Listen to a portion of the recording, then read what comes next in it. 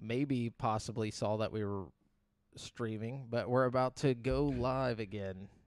And let's go. Not like that.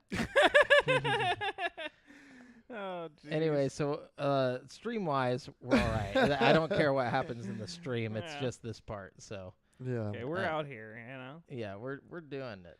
Anyways, so Little hiccup here and there, you know. Yeah. So what else did you do, Devin? I'm sorry. Didn't mean to cut you I off watched there. a lot of stuff. Oh yeah. Like Did you finish Stranger Things? I finished Stranger Things. Oh, So we ma- gotta talk about that. Yeah, I Okay. Well, finished let's wait it too. for our audio to get going back Yeah. Yeah. for the podcast listeners. Okay. We're not audio. The audio We're listeners. not audioed up. Oh, the audio listeners. Yeah. Yes, yes. The ones yes. who listen to the audio. Yeah. Yeah. They need our. Where you generally listen to a podcast. Yeah, you know. Yeah. Okay. So they got that now. So let's talk about some But Stranger yeah, dude, Things. Stranger Things. What did y'all It was feel pretty about strange. the finale of season or like the end of season 4? Yeah, I thought Stranger Things was great. Like I thought this was going to be the final season. I didn't realize. I did too. I went into this thinking Me the same too. thing, especially because Somebody they had split said it. it. Just Am- like they said it about the 5th one, but Or the Hadron. Or the Large Hadron Collider did this, dude. I honestly believe that. No, I'm just kidding. No, but like Okay. it just gets real serious. No, I think that this was probably the best freaking season, obviously. Oh yeah. very good. Yeah. Yeah. Don't know how they're going to follow up with it. You know, like they should have ended it this season. Well, let's go ahead and just spoiler alert because I Yeah, gotta talk spoiler. about some shit. My only problem with the whole thing, first of all, I loved it from top to bottom. Mhm. Great season, probably best season of Stranger Things. I didn't like how it immediately got like, I don't want to say chill, but like we split open like a gateway to hell. I expected the next scene to just be like demons flying out and everybody just getting ripped in half by fucking like demigorgons and shit. You know what I mean? And then it cuts to the next scene and everybody's like evacuating calmly from Hawkins. I'm like, oh, okay, I guess it's not as bad as But they didn't even as know. we thought. You know what I mean? They didn't even know anything happened. That's what I'm saying. They're like, That's oh, the it was problem. an earthquake. I'm like, nobody saw. My thing is like, did it not The giant fully X. Did yeah, it not through fully the kick town. off because fucking maybe like Max didn't die all the way? Like maybe when Max fully dies, like the fucking portal's really gonna like open up all But- the way and like everything's gonna come through? Because I feel like it should have been like an apocalypse level event with the shit opening up. You know what I mean? I was expecting season 5 to just take place in like a fucking war zone that's like a cross between the upside down and the yeah. normal world. You know what I mean? Like. I could see that. I could, but honestly, But what's weird is like they showed it. So they showed the split when it happened, but then they showed like the cleanup crews and stuff, like in the middle, because the split went through the middle of town. But then they showed the town and it wasn't open. split open. Yeah, but then But the then at ending, the but then end- the very ending scene was like it split open and like red glowing out of the splits, and it's like, okay, is it fucking open or is it not? Maybe Like, it's a different part of town or something, or they're in a different But- area or something. But they showed like the center of town where when the split was happening, we watched it go through town, and then maybe they the later Hadron showed. Collider happened in the show, and they, and they don't yeah, even, you know what I mean? They Maybe there's Mandela two different affected realities. just that episode, Yeah. like because. They But yeah, could. that was a little confusing though, because just like you said, you know, I was thinking shit was gonna start coming through the portals, yeah, and it was gonna be just a shit show. But they're like, oh, we're so glad you're safe, and like they're all like chilling and like not Yeah, running I'm for their like- lives. Also, they added like too many characters this episode or this season to just kill them off like immediately. yeah, that You know- kind of bums me out. It's like you're just adding these characters to kill them while you keep the like. I wish that we would have kept Eddie and killed one of the more mainstay characters. You know, I honestly thought Steve was gonna die. Like I love Steve. did too. Don't get me wrong, but Yep. they could have got away with it. They could have killed him and he would have died a hero, like a legend, you know. But like now, if they kill one of the main characters in the final season, it's just gonna piss me off. Like you Well- had your chance. You can't take, you know, the new Steve and then kill the old Steve as well. I thought Max was a goner for sure. I've been calling for Max to die this whole season, and like when she got like folded up a little bit, I was like, oh, it's happening. I was like, this is really going down right now, and then fucking. And there was like no repercussions for her not dying. Like it was just like I thought 11 was gonna have to like give her life to save her, because I thought it was the final season. I still think there's more to all that. You know what I mean? There's gonna be. I mean, she basically brought her back to life, but it never elaborates on. Yeah, she just used 11 powers. Like if she had those powers this whole time, she could have been doing a lot of good. Yeah, fucking hey. There's so many situations where she could have defibrillated somebody back to life. Right. For real. And then, God. The whole thing where she was like with Papa or whatever, and then he was like dying, and he was like, I just want you to know I was doing what's best for you. You understand, right? And she's just like, nah. Cold-shouldered him. Yeah, and then he died, and then like she got to 1, and she was like, I know what he did to you, and he's like, oh no, I was always a monster. He's like, I fucking murdered my whole family. You don't remember that part? Yeah, like, that's another. Yeah, that struck me as odd too. And she's like, I know what you're going through. It's like, what? It's like, no, he was literally before. a psycho, like murderer, like literally killed his whole family, and then like in like really fucked up ways too. Like and and his dad's like blind and living in. That's the other thing. That means that Max is gonna be like blind forever now. Oh, like the dad. Yeah. Oh, okay. Wow, I didn't think about that. No, the dad he clawed his eyes out. Oh, you're right. You're yeah, right, he did you're claw his right. eyes. But she's definitely gonna be blind. I mean, she's got as like of right now, she's like brain dead. Like, she's brain dead. Presumably brain dead because it showed 11 just standing in, I guess, what was her mind, and it was just nothing. Okay, 11's gonna use her magic fucking powers to bring her reconnect back. her fucking eyeballs. Her retinas. Yeah. She's like, oh no, detached retinas. Let me fix those. I can see that. But I also, speaking of great shows, I started and completed or caught up to The Boys. The Boys. Yeah. Oh my yeah. god, I'm not it's one caught of my up all the favorite shows of all way time. yet. I've watched a little bit of season 3 or the new one. You know what I mean? But I haven't watched it all. It's a good Season show. 3 is fucking insane. I don't see why you guys think season 3 is better than 2. Like, I don't get that. I haven't even really watched season 3. I think they're so both the same. I Like, definitely about can't equal. say that. No, not you. Like, just in general, everybody keeps saying like season 3 is better than 2, and like I'm like they feel about the same. Like, both really good. It's Like, recency bias, I think. No, I Awesome. mean I remember season 2 pretty well, but it's like I like the incorporation. Well, yeah. how far are can't you in talk about season it. 3? Yeah, where did you get to? Last thing that happened in season 3 for me was he took the medicine that made him into a soup.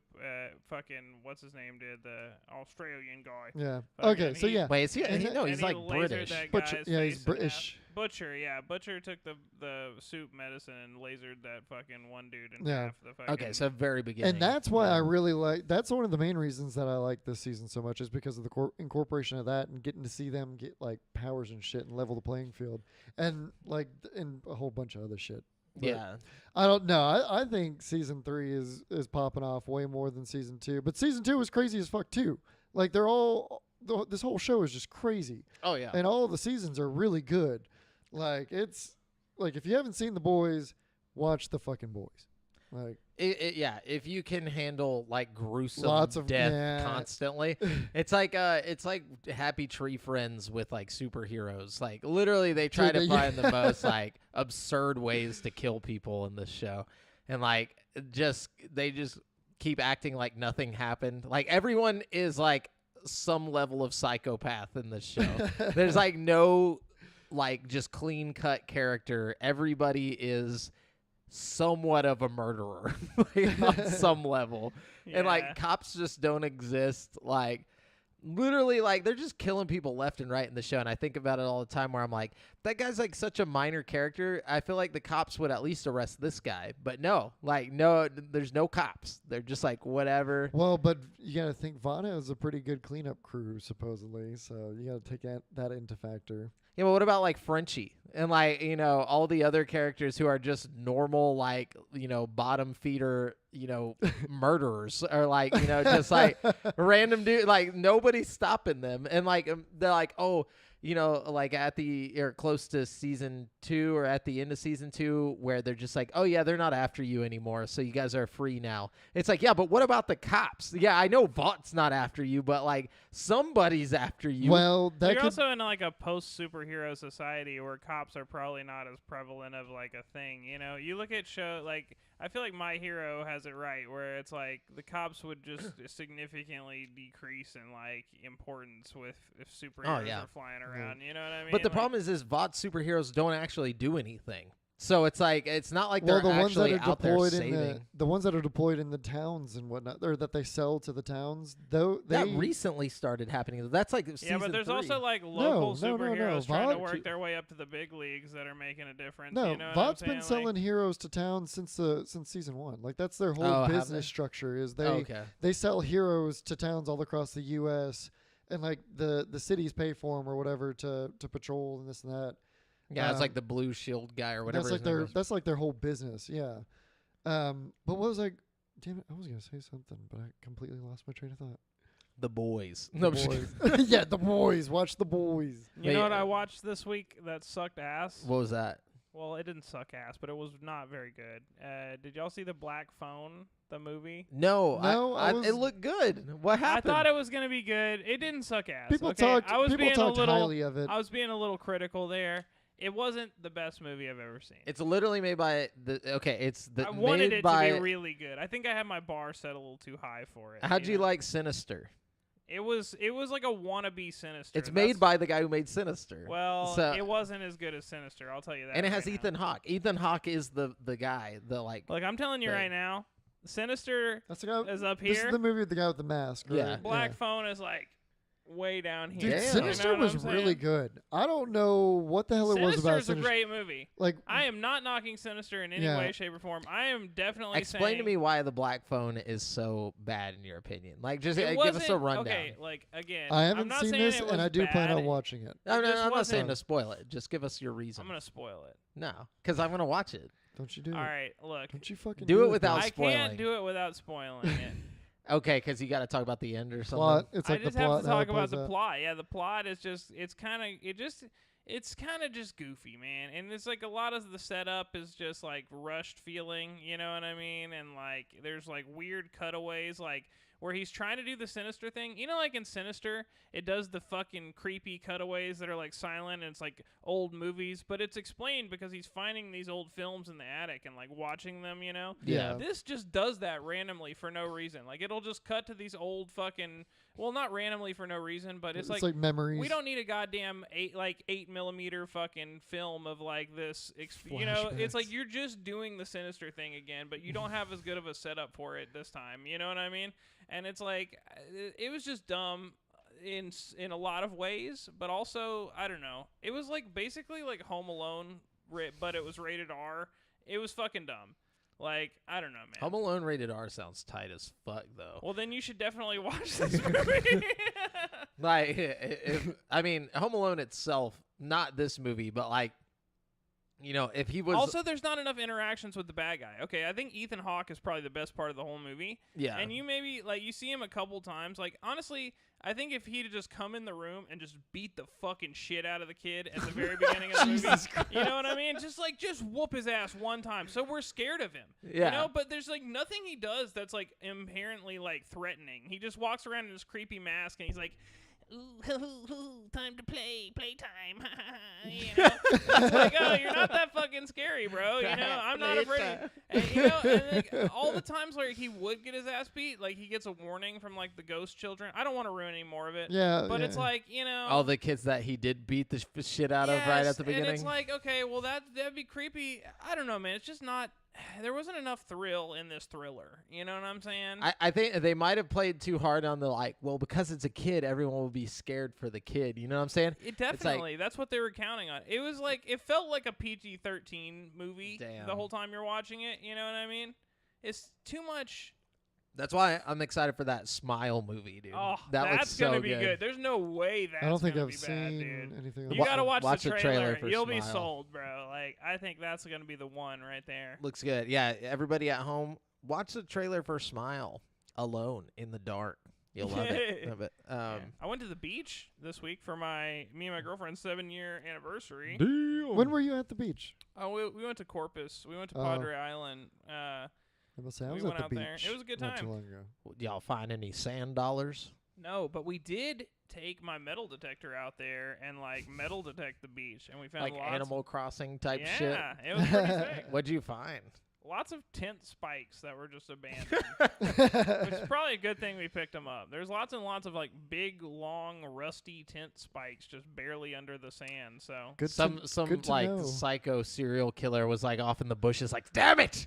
they're foiling my plans. You know how many feet I was gonna take with that. And then we watched the fireworks show on 4th of July. That was pretty good. Oh, nice. Very nice. Oh, and in the Ville, over by Cape Ross they or had some whatever. pretty good fireworks this year. They had ones that were exploding into the shape of hearts and smiley faces and shit. It was that's tight. really Ooh, neat. fancy. Yeah. Just plays the whole World 1-1 from Super Mario. The sky. That shit would be tight as fuck. Dude, that would be the sickest fireworks show of all time, dude. Dude, did y'all That's hear about my that guy life in goal San now. Antonio? No. What? Dude in San Antonio died from a firework. 4th my of God. July. That's horrible. He That lit happens every year. He put a mortar on top, the tube and mortar on top of his head and lit it. What an idiot. So how did he die? It punctured his head. So the downward force, I guess, his head, because usually you put it on fucking concrete. Yeah. And so I guess the downward force and the plastic bottom of a fucking artillery tube. I know that can do some damage. Me and Jamel turned one of those sideways one Yeah, time. it fucking killed him. And it fucking shot into the window of his house and broke the window. Yeah, Do you remember that? I do remember that. And that's the thing is we played with fireworks on such a dangerous level as kids, yeah, we constantly. use those things like rocket launchers. Well, you got to think the quality has probably gone way down over the years. You think so? I would think. We were just buying it from the little fireworks stand on the side of the fucking highway. Well, just remembering we would have messing with enough them to then last years. Yeah, we stocked up every. We literally would just constantly be shooting each other with Roman candles. We'd be lighting little black cats and those M80s in our hands Throwing and them at just each throwing other. them. This lighting up. We literally would pile shit on top of the mortars. Instead of putting it inside of the little thing, we would just take a mortar and stick it in some dirt and light it. We're well, let's make a grenade. we put one in a cabinet, and one of us almost got stabbed with a piece of flying wood. What? See, why did that shit never happen to us? We were just never. Dude, well, in I mean, danger. it blew up bad. The whole cabinet fucking went into pieces. Holy shit! It was a- badass. it was that a is very, tight as fuck. it was a very large. It's It was a very large mortar. remember that I remember one time Brent and his family and me, we went to that park right across from your house, where the fairgrounds is. There's the fairgrounds area, and this dog came over and knocked over it was those little missiles, the Saturn. Bottle Oh rockets? my goodness! No, little. Yeah. They're little crayon. You know, it was looking a things. box. It is Saturn Yeah, missiles. a bunch yeah, of it's a little box holes. with Yeah. a ton of missiles in it.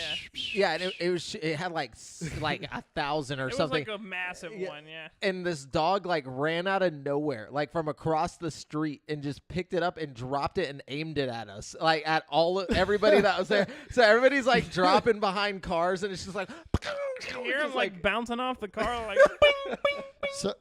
So I've got a video to show y'all of me. This is probably 4 or 5 years ago. Almost burning down a certain apartment complex in Huntsville. Is it UPA? No, I'm not Okay. saying on. I'm not saying on the air, but I have a video of it. It was one of those 3 mortar, it shoot a 3-shot Yeah. artillery shell, and on the first shot, it knocked itself over directly at the apartments, and I caught. We have it all on video. That's what I was talking about. It was great. I'll show you. I after love the- fireworks, after the man. show. Fireworks are Oh, great. yeah. It's one of those risky fun times. Yeah, You know what I'm just saying? don't hold it on your head. Yeah, you know? don't Don't put it do on that. your head. Don't hold it in your hand longer than you think you should. It's just just do it. Just throw it, let it go. Don't hold a bottle rocket in your hand. That's a dumb Yeah. idea. Or in your ass crack. Yeah. Yeah. Remember we made a rocket launcher with a PVC pipe and we put the bottle rocket in it? It just Yes. burnt the fuck out of your arm. I do remember that. It wasn't it was like a piece of bamboo we found. Oh, that's what it was, we bamboo. found a fucking giant piece of bamboo at the duck pond, and we brought it home to your house to use as a rocket launcher. And like the bottle rocket like got caught on the edge as it came out, and just shot sparks all over my fucking arms and shit. Like third-degree burns and shit. It was fun. There's a certain listener of our show who's been involved before with GameSpeak. I'm not gonna say who, that put a whole, the whole black cat like belt halfway in his pants and lit it and got third-degree burns on the inside of his thigh and elsewhere. See, why? I don't know. Why? That's just not a good We weren't idea. gonna stop. We weren't gonna Generally stop him. Yeah, don't try any of that at home. Don't do that. Yeah. Don't do that. Anyways, so let's get into the video game news, guys. Just so you know, we're using articles from gaming news sites from around the web, and we do not claim any of these articles as our own. We're simply bringing them all here just to give you some action for, this is fun. This is a fun time in video game news. Not really. There's like a little bit of good stuff, but it's better than the last couple times that we did the news. Well, we also have like 2.5 weeks of like compounded news to go through too, so for sure. And I'm gonna start it off though, just because I want to talk about this. Finally, at last, it looks like Halo Infinite is nearing its long-promised campaign co-op. Oh God, finally! Yeah, 343 Industries has announced that a 2-week-long beta preview of the feature is running from July 11th to July 22nd. So the beta will include the entire campaign and is available to anyone who either owns Halo Infinite or has Xbox Game Pass. Console players who are interested in trying it out will need to join the Xbox Insider program, and the beta on Steam will only be available to Halo Insiders who are signed up for the program by July 5th. So if you're not on there, you don't get to try it. But what? God, I hate this fucking shit. I just Gatekeeping want to motherfuckers. Go fuck yourself. I don't even care anymore, dude. No, it says additionally, cross-platform play will be fully supported, including with xCloud, and co-op experience should be the same regardless of platform. See, I held off on playing the campaign specifically for this. Yeah, so I should have it's too, been but a I very didn't. long time. And now I don't give a I didn't think the wait was going to be this shit. long, and yeah, I'm kind of on the same page. Like, I don't. But they're saying in August it'll officially roll out. So maybe they should have just officially rolled out a finished game in August instead of fucking giving us some half-finished bullshit. I'm so sick of games just coming out half done, dude. Like, I don't give a fuck. Yeah. You want to fucking tell me you're not a fan of the fucking Battlefield? You're not. Battlefield 2042, man. That is the most unfinished piece of shit that we've seen in years. Just stop it. Just stop, developers. yeah, just don't put anything out. You know what I'm saying? I say don't even play games. Just just push it back. Yeah, if you have the option between just not making a game or putting out the full game, just don't make the game.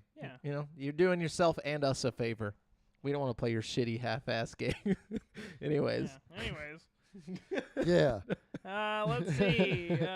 One of Sonic Origins developers expressed frustration with Sega, alleging that Sega, quote, made major modifications to the build, headcanon submitted, resulting in wild bugs. Simon Tomley from Headcanon took to Twitter to communicate the dev team's unhappiness with the game's final version. Tomley said they acknowledged the build given to Sega wasn't perfect, but stated, what is in Origins is also not what we turned in. Tomley went on to explain the development situation, saying it was a major time crunch and that the studio was not allowed to make major fixes. Blah, blah, blah. Basically, he's mad as hell that Sega kind of fucked up the game that they submitted to them and saying it's not his fault. Like, they gave him a good game and somehow Sega, changed the code and fucked the game up. I somehow doubt that. Like, what could they have possibly taken out? You know what I'm saying? It's like the game just looks like it wasn't built at all. Like, the world looks cool, like it's open, but the gameplay. No, different game, I think. Sonic Origins is like a remake of the first 3 Sonic games. Oh, I thought we were talking about Frontier. Okay, my bad. No, this is like a package with all the old school Sonics ported. I thought people liked that thing anyways. That or enjoyed Origin or whatever. I think called. It was just really buggy and there was some controversy about that. Oh, yeah. okay. I just assume like I think just people like the games that are in Origins because they're like classic, Sonic games that everybody loves. You know what I mean? just buggy. Yeah. Gotcha. Okay. All right. Yeah. Well, you just had to hear some of my negativity about Frontier then. No, My bad. I'm actually with you on the Frontier thing, though, for sure. It's like that game has so much potential to be great, but they just like that's what they should be trying to distance themselves from. For real, dude. Anyways, Devin.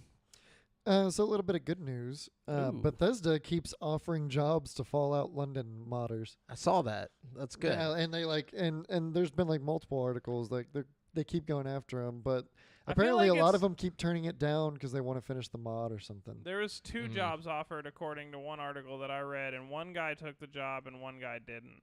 But apparently it was like the 2 lead developers on the project. You know what I mean? And the guy who took the job is passing all his notes and stuff to the other dude. So, like, they're allegedly going to seamlessly transition and continue working the project. But to me, That sounds illegal. this sounds wholesome and shit from an outside perspective. But to Bethesda's me, trying to just monetize off to of me, their creation. yeah, not just that. It seems like Bethesda is just trying to shut this down without causing a bunch of negative PR. You know what I mean? They're yeah. targeting the 2 main people who they know if they're not on the project anymore, the project gets shut down. They offer them jobs. They get them back to Bethesda. They throw them in some fucking shitty office somewhere and never fucking talk to them again. You know what I'm saying? And then you shut down this big fucking contentious fucking thing without making a big stink about it. You know what I mean? I don't know, man. To me, it seems like a PR move and also like an elimination of competition all in the like fell swoop. You know what I mean? But what competition? Not though, necessarily because competition, but it's like I feel like Yeah. they would have to get lawyers involved eventually if this shit doesn't get shut down. You know what I mean? And they don't want to go that route. They want to why like. would they have to get lawyers? It could be competition, not in necessarily in a legal way, but in a way of like if they put out a new Fallout game and it doesn't live up to the standards of this mod, then people are gonna be like, "Yo, what the fuck?" You It's know just what like I'm saying? the Grand Theft Auto having the mod taken down with the graphics update for Vice City and stuff. Right. I actually before have the an GTA. article. I have an article on that too. Yeah. It's a whole thing. I just feel like this is maybe a little less wholesome than it seems on a surface level, I guess. Well, it's is what I'm- business. Yeah. It's business. You know what I'm saying? It's a PR tactic. Yeah, you're right. I don't know, but I mean, modders. Y'all are thinking of modders as like a studio or something though. Like they're not making anything for this, and if The they way can they're get a job treating this out is of like it a though. studio, though. You Yeah. know what I mean? Like, and This I'm is not, a big deal. and I'm definitely not saying that they are getting anything out of this, or that they're like, making money off of it, or that it's even hurting Bethesda's bottom line. But the fact is, like, if Bethesda ever decided to do a Fallout London or something in the future, it's going to forever be held at a par with this Fallout London that exists. You know what I mean? Like, and it's not necessarily something that's going to happen. There's Yeah. probably no plan to make a Fallout London ever in the near future. But, like, they like to think about these things way in advance. You know what I mean? Like, keep your options open kind of thing. Like, I bet their Yeah. lawyers are kind of clenching their ass cheeks because it's a slippery slope. It's like you make Fallout London, then all of a sudden modders like, oh, that was fun. I'm going to make Fallout fucking this. I'm going to make Fallout that. And then it's like, where do you draw the line? You know what I mean? Like, But why hire them and not just offer them a lump sum for their mod entirely and just buy it? Because they're probably doing that at the same because time. it's not up to Bethesda's standards, I think. Because you look at, like, they're not going to buy some subpar bullshit that's going to end up just being, like, lizard porn, like that one mod that everybody was excited about, the fucking Fallout California or whatever. What was that? You remember when everybody was hyped about that other fucking Fallout mod that was, like, a big deal? Fallout Miami. I think it was Fallout Miami, right? It was just like this. But it ended up coming out, and it was basically like 10 hours of fucking like weird bestiality shit. Oh, yeah. Like, it was a bunch of weird shit, like sex slave shit, and like all the content was just really weird and like I don't know, man. The story was bad, Yeah. basically. But like no, I think what we've seen of the London mod looks to be better than a lot of the Bethesda stuff that's come out. Like at least like on like if you were to put it up against Fallout 4, it would at least be on the same level as the way it looks from where just watching trailers and stuff. That's what I think they're worried about, is that if they put out something that's just as good, if not better, then people, you know how the internet is, you know how gamers are. They'd be like, yeah, well, Bethesda needed, all these people to do this, and then like it's literally just gonna be bad PR. I mean, how many other? But there's so many other Bethesda games where that's the case, though. Like exactly, they don't want it anymore. But I mean, they're not making moves on any of these other modders. There's millions and millions of modders, and these are the only ones getting offered jobs. But this is like a full game. This isn't just a mod. It's a mod, but it's like a full whole game. Yeah, you also look at DLC. other things that have turned from mods into full games. Like you look at what's that game? The Half-Life. No, it's a fucking Skyrim mod that became a full game that you can buy for $30 on all platforms right now. It's a fucking I have no idea. oh shit, what's it called? It's fuck. Hold up, I think it's called like the Sinking City or something. Hold on, I'm gonna look it up. That sounds familiar, actually.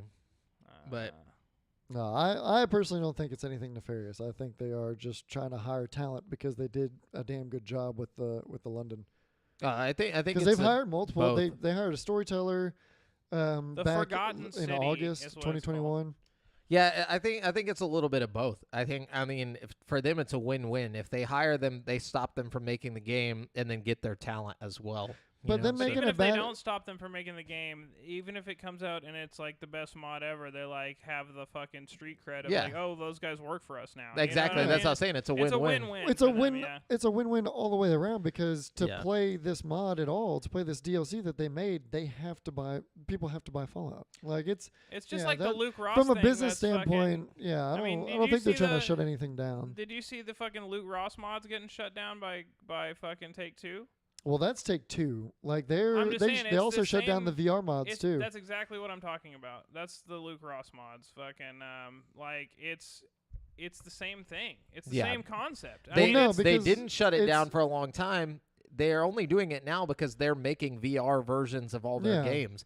So that's what he's talking about. Is like it's kind of a future-proofing thing. If Yeah, you don't exactly. stop them well, from then why making, not just shut down the mod altogether? because they don't want to look bad. That's the Exactly, PR. Because Yeah. Take-Two right now looks like a fucking asshole because Mhm. Luke Ross has dedicated the last like 6 years of his life to remastering and remaking VR games from like scratch code, like fucking putting his blood, sweat, and tears into this and getting fucking like $5 a pop on Patreon, like barely fucking like he's put a lot of effort and time into this, and they just put a fucking DCMA on his ass. Like, nope, fuck you. Get Yeah, and outta he here, doesn't you get know a what I mean? job offer either. No, he So didn't like get a they job look offer, bad, like, So like, but That- Bethesda's think like, about how much better that would have been as a solution if they were like reached out to Luke Ross and they say, "Look, we see what you're doing. You're an amazing talent. We want to hire you with and you can really monetize what you're doing and blah blah blah. We'll put you as like obviously lead on we're gonna project." tell you what to do, but Yeah. you got it. But Well, you know, yeah, but I mean but the difference is the project is still going with Fallout and it's not going with Take-Two. That's what I'm saying. I don't think but it's that's what we're anything- saying. Those projects had been going on for 6 years. They're only stopping it because now they need the VR stuff. That's what I'm saying. In the future, Fallout will have to stop that if they are going to make a Yeah, do London, a or if London. they do a UK. But that's a if lot they more do- specific than a VR, like a whole Where VR else do you think version Fallout's of it. gonna go? They've done like America so many times. Eventually, it's going somewhere else. It's gonna happen. You know what I'm saying? It's Yeah, I mean, it's there's- only a matter of It's time. a big world. You can do other places than London. but UK, Yeah, but they and shouldn't stuff have to is feel big. restricted because it's their IP. You know, Yeah. what I'm regardless, saying? if they I think- do it, they're still going to have to tackle taking it down if they ever want to do a London. yeah, That's but why I this- said. Or That's why I said. could I bring it think in. that them hiring people now and not trying to fuck with this, mod / DLC, like I think it's just a good gesture and them trying to get the talent. we'll see. Right. We will see. We will see if they end up shutting it down eventually. That's the other part. Like, because one turned down the job offer. This is kind of going to leave it Yeah. open for us to see. I don't think it'll get shut down. I mean, it's just like I don't think it'll ever get monetized like the Forgotten City or whatever that game Yeah. was that we were talking about earlier. But I don't think it'll get shut down. I also think No. without its lead on the project, it'll come out subpar, and that's what Dude, Bethesda dude, is hoping for. Bethesda You know what I knows mean? how much money it owes to fucking modders for their Bethesda's video not games trying over to the shut years. their shit Like, down. They no. just want it to come out less good than theirs. Bethesda's. Yeah. Yeah. Yeah. It makes them look bad. The same but, with honestly, and I think that's the problem with the Luke Ross stuff because Luke Ross uses a really advanced technique with his VR stuff that makes like rendering games like Red Dead Redemption 2 possible in VR, you know? Like it's a fucking super graphically intensive game, and he uses a technique called alternate eye rendering. So basically like your images are blinking back and forth between the eyes, so it's displaying the picture on this eye and then displaying the picture on this eye, but it's doing it so fast, like back and forth, that you can't tell the difference. And it, like, fucking, apparently it works really well. Like, I have no idea about, like, the fucking, you know, thing behind it all, but apparently it works really well, and you're able to, like, it's like DLSS, basically, in the sense that you can, like, you know, render way more shit at, like, a way less, you know, cost to the graphics card. I don't know, man. It seems pretty interesting to me, like. But, yeah, I feel like he's got a really, you know, cool technique that he uses, and like a lot of people in the industry probably don't know how to do that, you know what I mean? Yeah. For sure. Okay, so Square Enix delayed its action-adventure role-playing game Forspoken into 2023. The publisher announced Wednesday, calling the move a strategic decision that will give developer Luminous Productions more time to polish the game. Think anybody's just like, fuck! Forspoken! God damn it! Forspoken! Yeah, Forspoken was previously expected in October, but will now release on January 24th, 2023. Quote, all game elements are now complete and development is in its final polishing phase, Square Enix and Luminous Productions said in a tweet announcing the delay. We would like to thank you for your continued support and patience on this journey. Your excitement for the game inspires us every day, and we cannot wait to share more about Forspoken with you later this summer. I feel like that's kind of a bad move on their part, dude. You know what I mean? Well, this is the second major delay for Forspoken. The game was originally planned to launch in May of this year for PS5 and Windows, but Square Enix pushed the game to the fall, citing the need to further polish the game. So this is the second time like we're getting Forspoken pushed back. Hold up.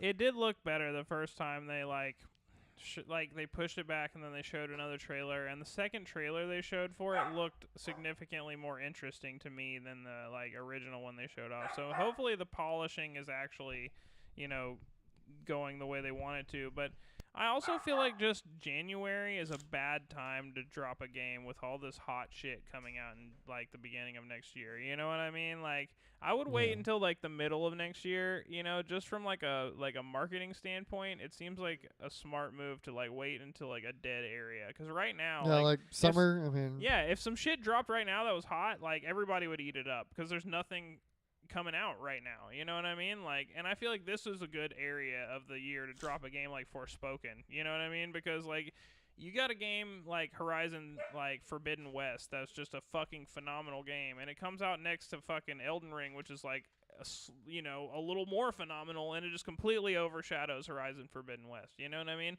Yeah. Like, if Horizon Forbidden West had dropped right now during this part of the year, I feel like it would have been a way more successful, way more like hot game. And honestly, like they've done so many patches and shit to it, it would be way more polished and shit too at this point. You know what I mean? Like, I don't know. Just my thoughts on that whole thing. Also, if a Horizon game can get overshadowed, you know for Forspoken is gonna get overshadowed. Dude, for real though. Yeah, that's unfortunate. But anyways, what y'all got? Or Brent? All right, Overwatch 2 will replace the current game at launch. So in essence, current owners of Overwatch will download a patch, and the game will become Overwatch 2. Okay.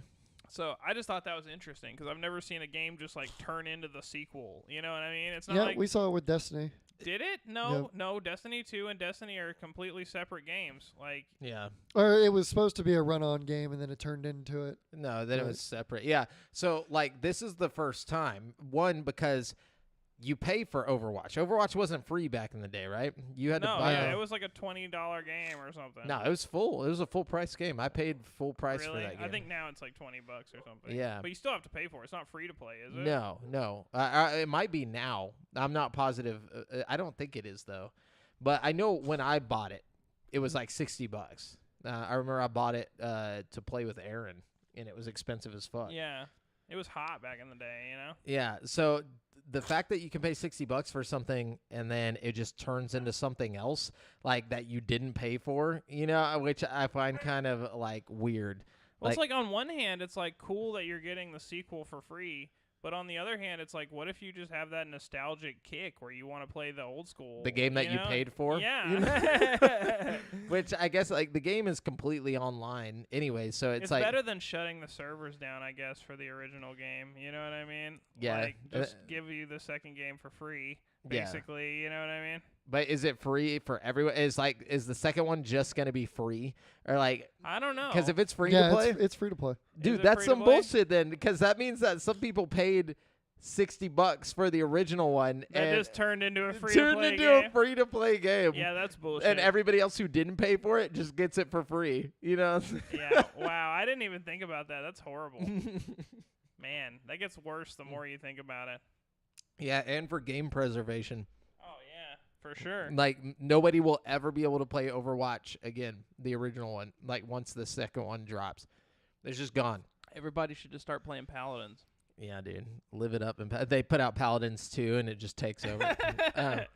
Devin, what you got? Well, I thought it was Brent. No, Brent just did No, that. oh, I'm sorry, I'm tripping. Sorry, tripping, dog. I can go again, though. So, where? Oh yeah, no. My next one was just about that GTA. We talked about that. Apparently HP is having some really good sales right now. There's a July sale that's going to be live until the 13th. What do they got? A whole bunch of different stuff. Anything I need? And I've also been seeing graphics cards. They're actually a couple. The 3080 came down in price.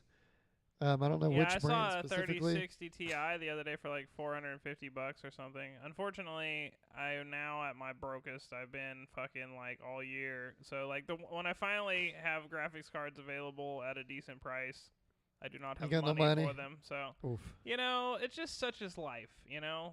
But I have my PS5. That's life. So I'm not really tripping. That's Like now that I got the PS5, I've at least got like this over here, and my 2060 can handle most shit. I mean, let's be real. Yeah. You know, like I'm just like being picky at So this yeah, point. be looking for Alien. There's also a lot of Alienware sales right now. There was like an Alienware laptop that was like $500 off or something. That's something. sick. Nice. I wouldn't mind which- having a laptop for like road trips and stuff. Yeah, it was like a 37. It had a 3070 in it, I think, for only like it was $1,400. Would you which guys is not rather have bad a for- really sick laptop or a Steam Deck? A really sick laptop. A really sick laptop. Unfortunately, the Steam Deck, I feel like it's just you're kind of trapped with it. You know, like it's like the Switch. Like eventually, the Switch is gonna be worthless. You know what I'm saying? Like it's already at the It's on the door. way out yeah, for sure. it's on its like death's door. You know what I'm saying? So It's that's crazy gonna happen playing with the the Switch Steam and Deck. feeling like how almost obsolete it feels like when you're playing the games on it. It's like there was a point when the Switch first came out, I was like super impressed with it, just what it could do, and now it's like I don't know. It's just wild that we're in that next generation now, where it almost feels old at this point. You know what I mean? Like Oh yeah. not even almost. Like it feels old at this point. It's very like, old. Yeah, like playing a modern game on it is like, it's so bad. But like, even like not a very like The Witcher and stuff like that. You know, like yeah, I well, could I mean, barely handle they it. did a great job making it functional and stuff, but it's like it's just atrocious compared to its real counterpart. Yeah, You know what I mean? you're just playing with like polygonal, fucking like characters. Like they just demake games so you can play it on the Switch, dude. But no, okay. Oh, so- also Amazon has PS5s apparently. Oh, So get you a PS5. I know lots of people are Gotta still say, hunting those down. Highly recommend PS5s at this point. That shit is fresh. Yeah, I can't say where, but I heard there was some PS5s at a Target nearby here, but they're already gone. But yeah, there were some. I saw an Xbox Series X at Game Exchange the other day, just sitting on the shelf, just chilling. I think the Series X is becoming way more prevalent. Yeah, I'm seeing them all over the place. Like, not all over the place, but I saw one at GameStop, too, the other day. They had, like, 3 at GameStop, but, like, they sold 2 out of the 3 while I was sitting there. But, like, Yeah, isn't Sony having a harder time with the shortages? Yeah. yeah, they are, unfortunately. Nacon has announced that it is developing a survival game set in the post-apocalyptic world of The Terminator. Oh, yeah, I saw this. This actually looks kind of cool. Yeah, so announced as part of the Nacon Connect 2022 showcase, the as-yet untitled Terminator survival game was revealed to be in the works at Nacon Studio Milan. It takes place in an open world and is set between the events of Judgment Day and the formation of John Connor's Resistance. The game will feature an original story that draws upon the events portrayed in the movies. No gameplay is yet to be revealed, but we've seen a cinematic trailer shows off a T-800 hunting someone in a warehouse-like environment. It's not much, but the drumming of the original theme tune can be heard in the background, so there's that at least. I read somewhere that it was going to be like a first-person game. I don't know how accurate that is. I would hope so. Yeah. It sounds like it could be cool, but you never know. I can see that game being hard as fuck. I think it yeah. has a lot of potential. You know, there was that other Terminator game that Yeah, there's came plenty out of potential pretty there with that. recently. What was it? Terminator Resistance or something? And like a lot of people said it was really good. But it was just kind of a basic like first-person shooter, like set in the Terminator world. But like I don't know, it's kind of overlooked. You know? I don't remember any Terminator games that It's were out on like the new consoles and everything. Like it's like on Series What? X and PS5 and everything. Like I forgot. I think it's called Terminator Resistance. I'm pretty sure. I'm about to look it up while you go to the next part of the news. Heck yeah. Okay. Elden Ring developer From Software is already hiring for multiple new games, as the company tweeted a link to a new recruitment site that includes listings for several positions. The site also includes artwork of From Software's biggest games, including Sekiro, Elden Ring, and the long-awaited dormant Armored Core. In an interview with 4Gamer, From Software's Hidakute Miyazaki also mentioned that an unannounced project is in the final stages of development, and that he intends to continue focusing on directing games. One such future project by the Elden Ring director was described as more of an abstract fantasy that uses ideas that don't quite fit into the usual Souls-like adventure template. As for the other projects that From Software is recruiting for, it has been rumored that the studio's sci-fi series Armored Core is being revived. Back in January, alleged screenshots of the game surfaced alongside gameplay details of three-dimensional and dynamic action. A, quote, high degree of freedom and customization as you move your mech around an overwhelmingly scaled map to explore. Interestingly, the image also included a snapshot of Deracine, From Software's 2018 PSVR game, with PSVR 2 in development and planning to have around 20 launch games from whom the studio could be making a new VR title. Yeah, whatever. I think that is far-fetched because Deracine didn't do too good, but, you know, I would really like them to do some kind of VR, like, Souls game. Can you imagine if they, like, came up with... No, fuck that. That would be sick, dude. Like, I don't know. So I thought about this a little while back, and where I got stuck on figuring out how you can make it good is, like, the dodging would be difficult. Maybe it's a lot of movement if you don't have enough space. Okay, well, Sekiro was less focused on dodging and more focused on parrying and like countering. What games are we mixing here? Sorry, I was looking up the Terminator. We're saying game. how can you make a VR Soulsborne game? You know what I mean? Oh, yeah. You just roll. No, I'm just kidding. Just like breaking through your walls and shit. Like I'm thinking seriously. Downstairs neighbor thinks you're getting murdered. If you make the main focus like parrying and stuff and like a quick back step for dodging, you know what I mean?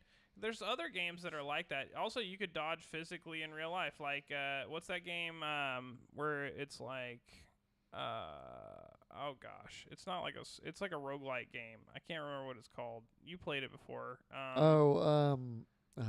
Until you fall or Until something. You fall. Yeah. That game. No, it's it. I'm not saying that that's like a good idea of how to do a Soulsborne game, but like it kind of has an idea of like that rhythm and flow you could have. Like, you know what I mean? Like, yeah. I think until there is like some kind of contraption that is viable for everybody to have, to where like you can kind of run in place and do all that stuff. Yeah. It ain't gonna live up. It wouldn't live up to the hype. Like maybe like if they had one of those where like you could jump and then like it would count as a roll or something. Maybe something like that. Oh yeah, Like, that'd be cool. Every time you needed to roll, you just kind of hop, and then your character would do a roll. But then it's Be gotta getting like so pull sick. you out of the character if it's not third person. And True. Yeah, I don't Yeah. know. It'd be tough, but they could figure something out. I'm sure they would. I think we just need to ditch the whole idea of rolling altogether. You know what I mean? Well, yeah, Like, I mean, when it comes but- to VR, like but then it cuts it down. Like if you can't like move around and dodge and whatnot, like then You it can cuts it still down to like a dodge, sword you know what I'm fighting. saying? Yeah, If maybe anything, make you it could more dodge focused on like just yeah, dodging, exactly. dodging. Like make your dodges more quick and precise. Like if you had to like duck under a sword that's coming at your head really fast, you know what I'm saying? That might be more intense than fucking just having to do like a roll dodge. You know what I'm saying? Like Yeah, and they could always switch it up. It's like, some or like some enemies you just duck. Some enemies you have to like jump then duck or duck yeah, then jump or and dodge like stabs that are coming at you or something. Yeah. You know? it could be interesting. I guess they could find something like that. But Well, sticking to the whole Soulsborne, Bandai Namco sent Let Me Solar Her a sword in recognition of their Elden Ring exploits. Oh, that's good of them. yeah, didn't he kill Melania like 2,000 a times already? thousand, a thousand times. Oh gosh. Yeah, and sent him a sword and a whole thank you package and nice little box, and then looks like a portrait of Melania as well. He just It's kills pretty it. cool. No, I'm just But the sword is like, I don't know. The sword doesn't look anything like the swords that he uses. It'd be cooler if they would have made it like one of the swords that he uses, but it's just a pretty basic like looking bastard That's sword. still pretty bad. That's kinda It's still tight, dope, yeah. but I would have told them to definitely like go on sign my it. wall. Yeah. Yeah, like sign the blade. That would have been tight. Okay, so let's see what we got. This is interesting news here. Apparently, and you know what, I'm just gonna skip to something that's a little bit more focused on this. Give me just a second. Here it is. Okay, so apparently, Rockstar Games reportedly shelved planned remakes, including the Red Dead Redemption and GTA 4, to focus on the upcoming GTA 6. This is after Grand Theft Auto: The Trilogy, the definitive edition, was released to negative reviews from critics and fans alike. According to a prominent leaker and reported by Kotaku, both Red Dead Redemption and Grand Theft Auto 4 remasters were on the table a few years ago, but Rockstar chose not to proceed with the projects in mind. However, according to Kotaku, these projects weren't fully canceled and could possibly see a return to development after GTA 6 releases. But not only that, Rockstar also apparently announced that they are no longer going to be like supporting Red Dead Redemption Online, so they can focus on GTA 6. Wow. not that they were ever doing I was shit about to say for it. they anyway. really didn't do anything for No. Grand Theft Auto. I mean, Red Dead Redemption Online anyway. Yeah, I think they knew that if they said it was for GTA 6, they could get away with like, oh yeah, they won't care if we just like are like, yeah, we're actually abandoning it because of this. You know? Fans have been pissed about Red Dead Online for They a long could have time. made Red Dead Online something special, just like Could've. they did with fucking Grand Theft Auto. You know, people would have been all over that. I don't know. Yep, but nope. It's fucking bunk. But yeah, that's the thing that's going on right now over there. On one hand, it's like, okay, good, work on Grand Theft Auto 6, fucking finally, you know. But on the other hand, it's like, you know, I don't know. You could have been working on it for the past 10 years. I really wouldn't have minded a Red Dead Redemption remake. They were that's too for busy sure, milking you the know? cow, man. I don't know. The first Red Dead Redemption, I guess they could have remade it, like as long as they would have added stuff. But just seeing how terribly they did with the other remakes, I don't think they had much in mind to do anything good for it. I don't think it's But see, because of that's the thing. GTA 6. I feel like Red Dead Redemption is one of those that's like in that weird era of like 360 games where it did look pretty good. Like Yeah. it wouldn't have needed as much doctoring as like San Andreas or something to make it look up to today's standards. You know what I mean? It's like, I don't know, man. They could have made that sick, but I'm Yeah, but I sad mean, that they didn't. it would have just been a smaller version of 2. You know what I'm saying? It's like, unless they would have added cool stuff No, like one's got an awesome story, you know, and it's totally relevant. I mean, it's like a sequel to the second one. You They know, could what bring I back Undead Nightmare. That'd have been mean? badass. Yeah, that'd have been sick, would have been toy. Would've been dope. but never. What you got, Brent? Okay, so 2 of them, I'm just going to lay it on you. Star Wars Knights of the Old Republic 2 for Switch has a bug on it that's like game-breaking. So if you have encountered any game-breaking bugs, definitely go. I'm not going to just explain how to do it, but go online. There's ways around it. It's annoying, but you're going to have to go into like the cheat menu and do some weird things.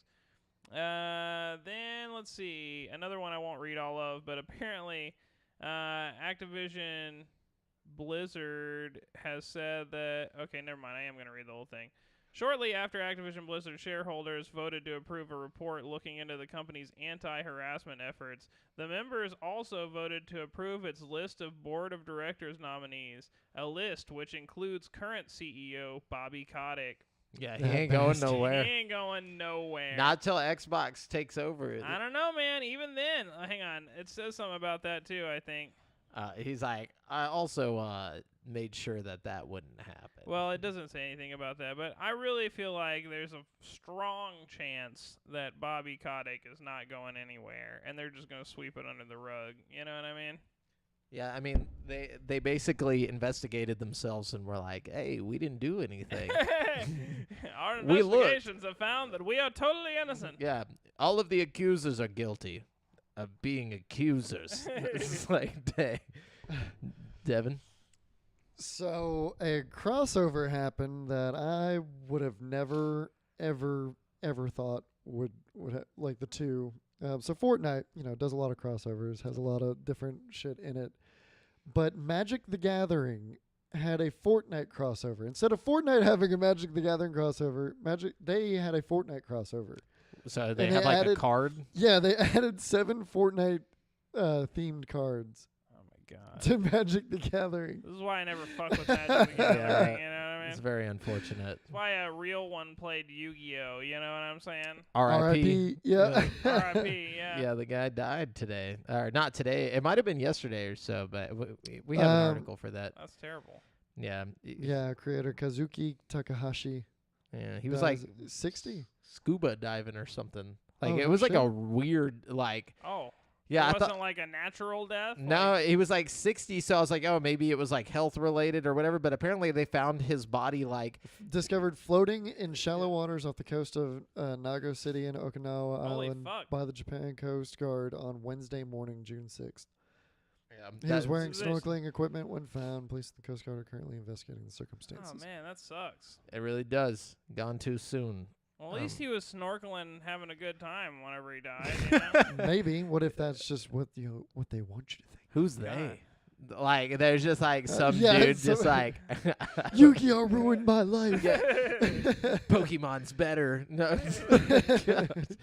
No. Okay, so 343 Industries is recreating the iconic E3 2003 Halo 2 demo in the Master Chief Collection as part of a larger modding project to revive cut content.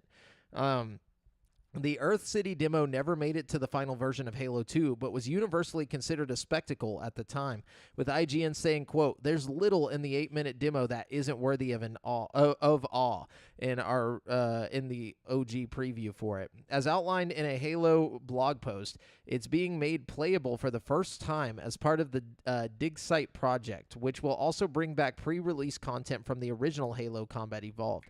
This will include a ton of different assets, including previously unseen models, vehicles, NPCs, weapons, and even levels." Wait, so this was like a demo they showed at E3 back in the day for Halo 2? You don't remember that video? And then like they ended up putting it on like Xbox, like on some game. It was like under the demos. You could watch it. It might have been on a demo disc, but like you could watch it on there, and it was like Halo or like Master Chief like lands on Earth, and there's like all these Oh, grunts and stuff. yeah. And then the intro to Halo 2 ended up being like you're on Earth, but it was totally different. Like, There's just no Earth on Halo 2, if I remember no, right. you start out on Earth, right? Do you? I think so. You Yeah. start out Halo 2 like flying into fucking Earth. Because and, you're in a like, city for Yeah, Oh, you're right. Yeah. No. Hold on. or maybe a different planet, but it was definitely a populated. yeah, you're in some kind of city environment at the beginning of Halo 2. Yeah, right before you fight the Scarab. Yeah. And the hunters like break through the wall right at the beginning. Yeah, I don't even remember where you start in Halo 2, but I do remember this demo, and I remember the hype around it, especially because Halo 1 had been so hyped for so long. Halo 2 was the shit. It was It dope. was really good. But yeah, it's cool that they're actually going to make it a playable thing for the Master Chief Collection. That's awesome. And bringing back all those old, like assets and stuff for the original Halo. Which, by the way, did you know Halo was originally going to come out on the N64? And then they were What? like, That's insane. yeah, it was going to go. Can you imagine how that would have looked like? They have like pictures of like the assets for the N64 like Master Chief, and it looks ridiculous. I bet. But yeah, it's a crazy time back then. Anything was going. Anyway, so that's some good news there. What you guys got? All right. After Tony Hawk Pro Skater 1 and 2 was released in late 2020 to positive reviews and sales, plans to give Tony Hawk Pro Skater 3 and 4 the remake treatment were in development at Vicarious Visions, but it was canceled, according to the cover star of the skateboarding series. What? Boo. Bobby Kotick did it. Damn it, Bobby. It sounds That like bastard. CKY drummer Jess Margera was telling the truth. In a live stream video with Neversoft and Vicarious Visions veteran Andy THPS, Hawk said that the project was effectively killed after Activision merged the studio into Blizzard and rebranded it. He said, quote, I mean that was the plan, you know, even up till the release date of this Tony Hawk Pro Skater 1 and 2, we were going to do 3 and 4, and then Vicarious got kind of absorbed, and they were looking for other developers, and then it was over.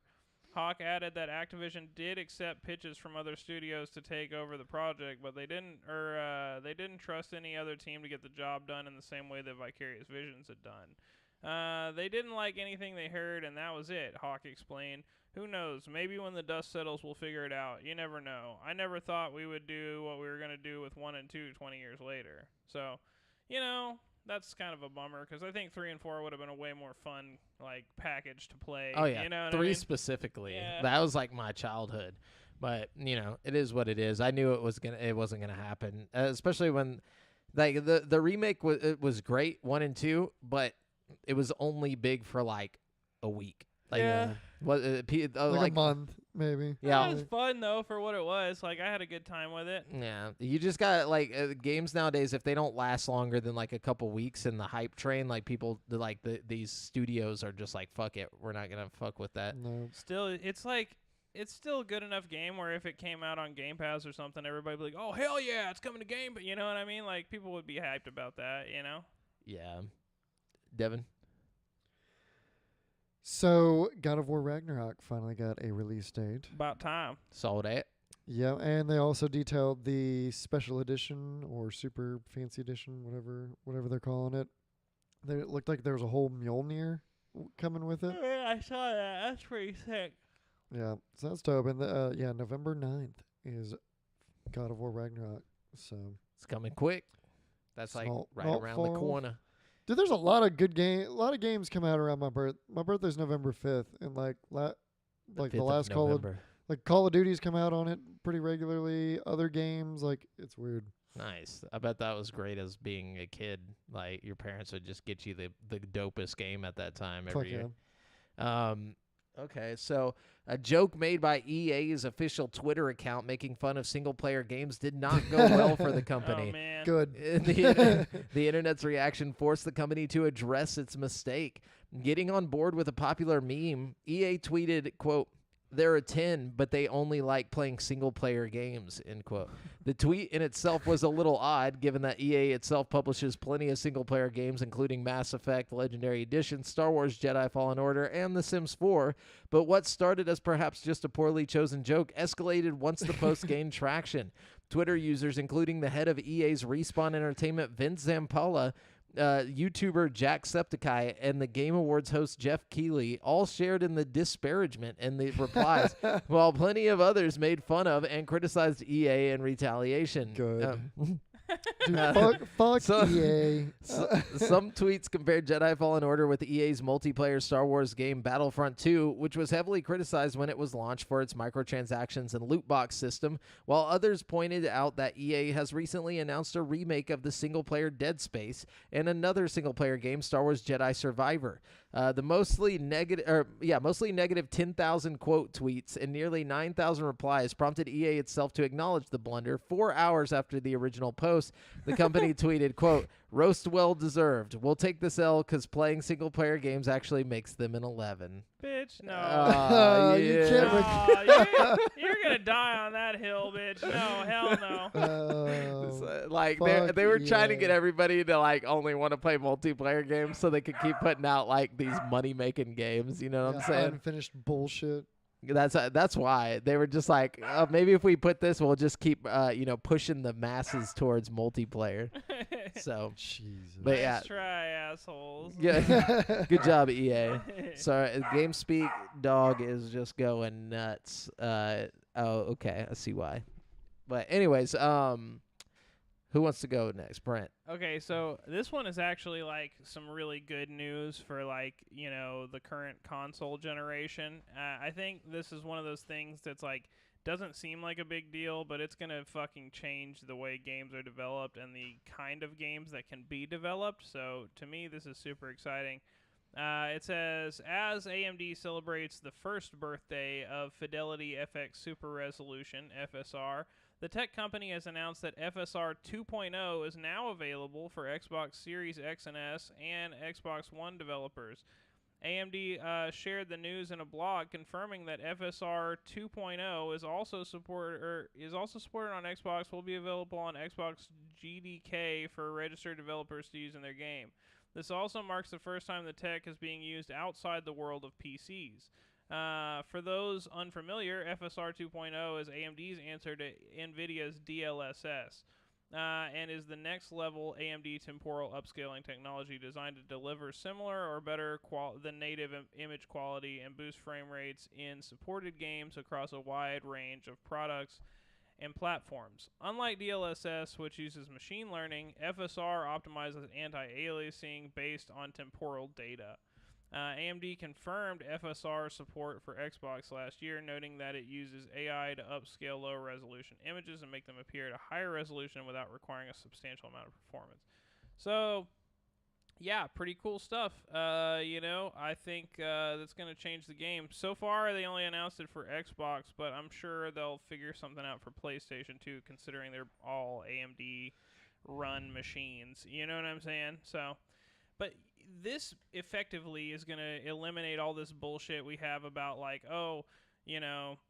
this game is great, but it's 1440p at 60 frames per second or 4K at 30. Like, no, you're going to have your 4K and you're going to have your 60 because of FSR 2.0. You know what I mean? Your option might be FSR turned off at 30 and then FSR turned on at 60, but either way, you're going to get your 4K. You know what I mean? Nice. Which I think is really nice, and I think it's going to make a big difference in the just the quality of games in the future. Yeah. So, exciting stuff.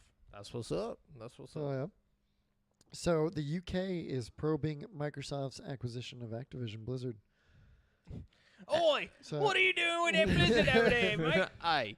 Yeah, no, I smell some funny business. Absolutely diabolical it is. And it's like, why are they like even trying? Like everybody is doing this. Like apparently, like our government did it, and then they were like, oh.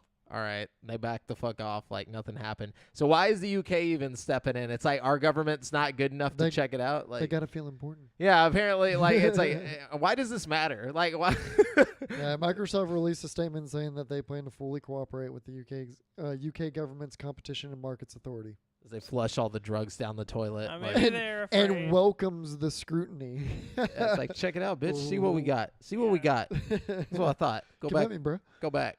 Across the pond, bitch. No, I'm just kidding. Like just rolling up to Microsoft, but whatever. Anyways, so apparently, today, Skull and Bones actually put out a trailer. Ubisoft Skull and Bones, and gameplay trailer. Yeah, and it's coming November 8th. Okay. Yeah, so it's actually happening. It's happening for real. Yeah, it's a real thing. It says Skull and Bones revealed a 7 minutes gameplay trailer with the release date. So it looks pretty. Did it look fun? I don't know. I think I didn't watch it, but I read. I don't know why I didn't watch it, but I read some comments and like apparently it's looking pretty dry. I mean, like it's like they yeah. took Black Flag's ship mechanics apparently, and just made a game basically just off of that. But like, I mean, I liked Black Flag's ship mechanics as much And as I- the next guy. You know what I and mean? it was good. That's not undercutting Black Flag, but like apparently it's just that, and you can only play with up to 2 people. Yeah, a big part to- of Black Flag was also the fact that you could get off and explore every island you came Yeah, across and stuff. and You know, from like, what it's looking like, you can't even like individually control a person. I think. Oh, Or hell no. some shit like that was another big part of Black Flag was the ship-to-ship combat. You know, like hopping off of your ship and like swimming over to the next ship, crawling up the fucking side of the I'm s- ship, and just like slaughtering everybody on some. You know what I mean? Like, Yeah, a lot of so I'm reading some of the tweets underneath the original post, and it's saying like, so can you not fight person to person with swords and pistols? It says no, those are things to discover since there's sea battles, and of course there will be person to person fights with swords and pistols. Apparently the gameplay it doesn't show a lot of the combat. okay. It says is there boarding? So it's going to be ship versus ship only, is what a lot of people are saying. Yep. Oh, I don't Yeah. like that. And you can only play with up to two friends, in open waters. So I'm assuming they're gonna each have their own ship. Like you can't run a crew on a ship. Like The Sea of Thieves guys are just like, hey. yeah, no, I mean I was looking forward to this being more like a more realistic realistic. looking Sea of Thieves, and it is doesn't look like it's gonna be that. No, Well, definitely you know, that's not. a bummer, you know. What is happening? I don't know what's going on. What's up, 65 viewers? Don't know where you guys came from, but we're just kinda- talking about Skull and Bones gameplay trailer here. From what I'm seeing, yeah, that is really unfortunate that there's not going to be any freaking no.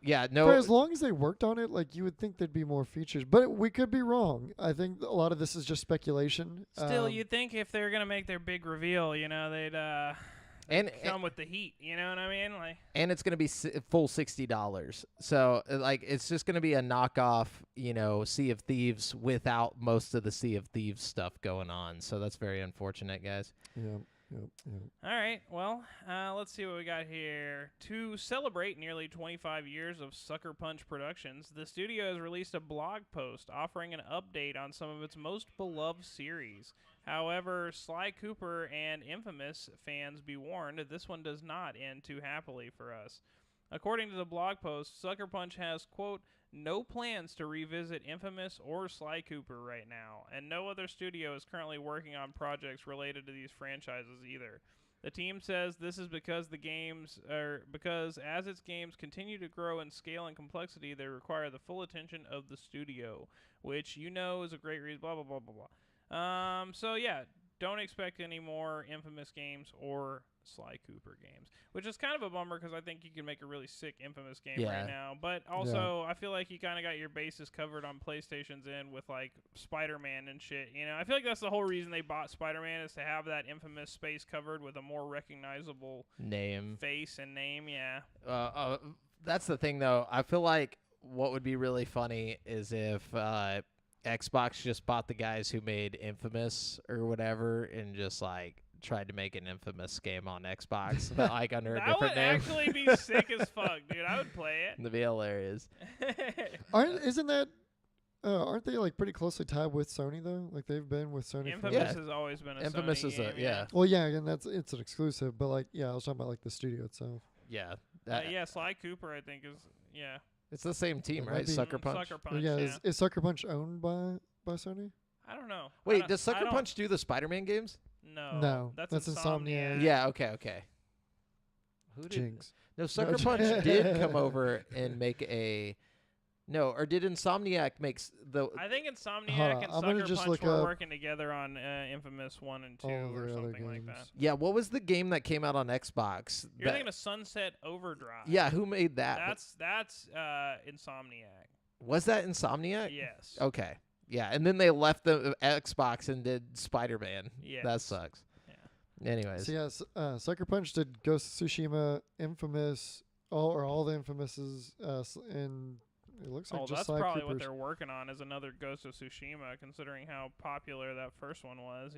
Yeah, which is really interesting because it did not look that good. I'm just gonna I hate a played little it bit. and it was okay. It was, but What was this? Ghost of Tsushima. to me, like Ghost of Tsushima, I can't say it. Ghost of Tsushima was a pretty good game, but it wasn't as good as like Days Gone, and I feel like Days Gone kind of got fucking swept under the rug in comparison. Like everybody like gave Ghost of Tsushima so much praise and kind of shit on Days Gone, and I feel like Days Gone is like a vastly superior game. You know what I mean? Oh, for sure. That's just my opinion, though. Yeah. Also kind of related, not really related, but I'm not gonna go through the whole thing anyways. Apparently some guy bought $40,000 in Nintendo stock so he could ask the Nintendo president if they're gonna ever revive F-Zero, and the Nintendo president was basically like, no. Sell stock. So there you go. immediately. He said, quote, "It is realistically difficult to develop new titles and remakes, including sequels, for every Nintendo game that people request, but we are very grateful and appreciate the expectations our fans have for our games." That was his answer for this guy who bought $40,000 worth of Nintendo stock. It's not enough stock, dude. I guess he should have bought more stock. Yeah. It's like, Enough to make the whole game. yeah. Should have worked harder. So the much maligned remake of 13 is now being, remade by a completely different developer after it was released to scathing reviews in 2020. Oh, no. Yeah, announced on the game's Steam page, publisher Microids revealed that 13's remake will essentially be released again thanks to a major update that arrives on September 13th. Bro, they better not make you buy that shit again. Fucking. Oh, it's an update to the original. I think it's an update. It says the Okay. hefty update from French studio Tower 5 will redefine the art style, which was criticized for abandoning the original comic book look, Yeah. enhance the AI, rework the HUD, revamp the sound design, and add multiplayer for up to 13 players. They better also fix all the fucking horrible bugs in the game. Like, there are parts where, like, they would, like, stand up and the whole game would, like, move and the character would just, like, stay in one position. Like, weird shit like that was going on. What the Like, hell? in, like, Damn. cutscene type in areas where you can't even skip the part of the game. Like, it was just, like, stuff that should have been caught, Like, Well, it says 13 will be released on Nintendo Switch the same day, which will run at 30 frames per second, and Microids update also mentions PS5 and Xbox Series versions, which will run at 60 frames per second. Quote, "To achieve the quality standards and offer an optimal gaming experience, Microids decided to entrust the development of 13 Remake to the French studio Tower 5. Hard at work for more than a year on a major update, this update will be released on September 13th. On that date, owners of the game will receive a free update and enjoy the game as intended. The development studio reworked the entire game from the art direction to the AI and added numerous technical improvements." I almost want to buy the game while it's still shitty. Maybe I can get a good deal on it. You Yeah, know what I before mean? it becomes more expensive. Yeah, before they make it good and then it goes up in price. I don't know if that'll happen, but I feel like maybe I should jump on this while it's happening. Oh, absolutely. I don't know, mate. Anyways, Devin, you got anything? I'm out. We out of news, sir. boys. Hold on, let's see what I got here. The I think I might news, have a little boys. something here. Let's see. We talked about EA. Oh, okay. Hold up, baby. Persona 5 characters have been hanging around in Super Smash Bros. Ultimate for years now. But if you wanted to actually play Persona 5 on your Nintendo Switch, then fuck all this. Okay. Persona get to 5, the point. Persona 4, and Persona 3 are coming to Switch, okay? Sweet. It's coming. Get ready. Be hyped. This should have happened a long time ago. This is honestly the perfect game to take on the go. It's the only, like, honestly, of any game that's, like, older that I was like, this would be great on Switch. The Persona series is, like, a perfect Switch experience, I think. Perfect. All of them would be great on the Switch. So this is a really something to look forward to. They honestly don't really need to be on, like, I mean, I'm not saying that they shouldn't be, but I'm saying, like, you don't need a modern console to run Persona. Like, No. Persona's such Persona 5 came out on PS3 originally. Yeah. It's like a JRPG, like, to the max. Like, yeah, it's kind of pretty, but at the same time, But that's it's just not. because of the art style. It's Yeah. not necessarily like it needs fucking, a hefty graphics card or something. No. You know? But, so, yeah, that's exciting. When's that coming? Let's see. I don't think it says. One of them is coming at the end of the year, and the other two don't have a real release date. I think 5 is coming before the other ones, though. Oh, okay. All right, and let's see. On June 30th, Minecraft streamer and YouTuber Alex, a.k.a. Technoblade, passed away from cancer at the age of 23. R.I.P. Tributes have poured in, including from the developer Mojang itself, which has added has also added a more subtle but sweet memorial to the streamer in Minecraft itself. As spotted by Fortnite leaker Santa iFire Monkey Ricky and shared on Twitter, the header image of the Minecraft launcher has been subtly changed since Technoblade's sad passing on Thursday. There's always been a pig in the top right of the launcher's image, but now the pig is wearing a crown, which was Technoblade's avatar both in Minecraft and elsewhere online. So, that's pretty cool. Good on. Kind of beautiful. Yeah. Very sweet. Very young. 23. Just Sad. Going, yeah. R.I.P., man. R.I.P. Let's see. 2K and Supermassive Games have announced a new update for the Quarry. It does a bunch of random shit, like adds costumes and adds a new online mode for you to play with your friends. So check that out if you're a fan of the Quarry. We talked about the Terminator game. Starting in August, Quest users will no longer need to use their Facebook account to log in. A move by Meta to continue shifting away from the Facebook brand and in response to user dissatisfaction with the Facebook account requirement. Yep. Instead, users will need to create a new Meta account in order to use the VR product. Damn it. No, I mean, is it really Same that big of a thing. deal? Like, it's just like having a PlayStation account or an Xbox Well, account, Yeah, Except the for it's a Meta, social the Meta media. account is a lot better. Yeah. Meta account is a lot better because it's not tied to your personal That's what I'm Facebook. saying. Because It's people not- are nefarious with shit, with personal accounts like that. Yeah. Like, Oops, I'm sorry. I accidentally navigated away from my news here. Anyways, so yeah, I think that's a cool thing for them to do. We It's a talked smart about thing to Luke do. Ross getting shafted over there, so, sorry, Luke Ross, that sucks. Epic Games announced the news on the Matrix Awakens demo's official site, writing, "Not explored the Matrix Awakens and Unreal 5 experience yet. There's still time. The Unreal 5 tech demo will only be available in stores until July 9th. Download it before that date, and you'll still be able to access the demo going forward, or re-download it if you deleted it for your console." So yeah, if you might want to just get that, claim it, if you just want to have that shit just in case, you know what I mean? Oh, I did not realize that. So what's up? our audio's low. AB says the audio is low. On Twitch, it Low. might just be YouTube because Twitch was coming through fine. Yeah, I was about to say our audio was we did like an audio test. I don't know. Let me try and our mic's all the way up. I apologize, AB, but I don't see anything I can really turn up at this point. But how like can you hear us, AB?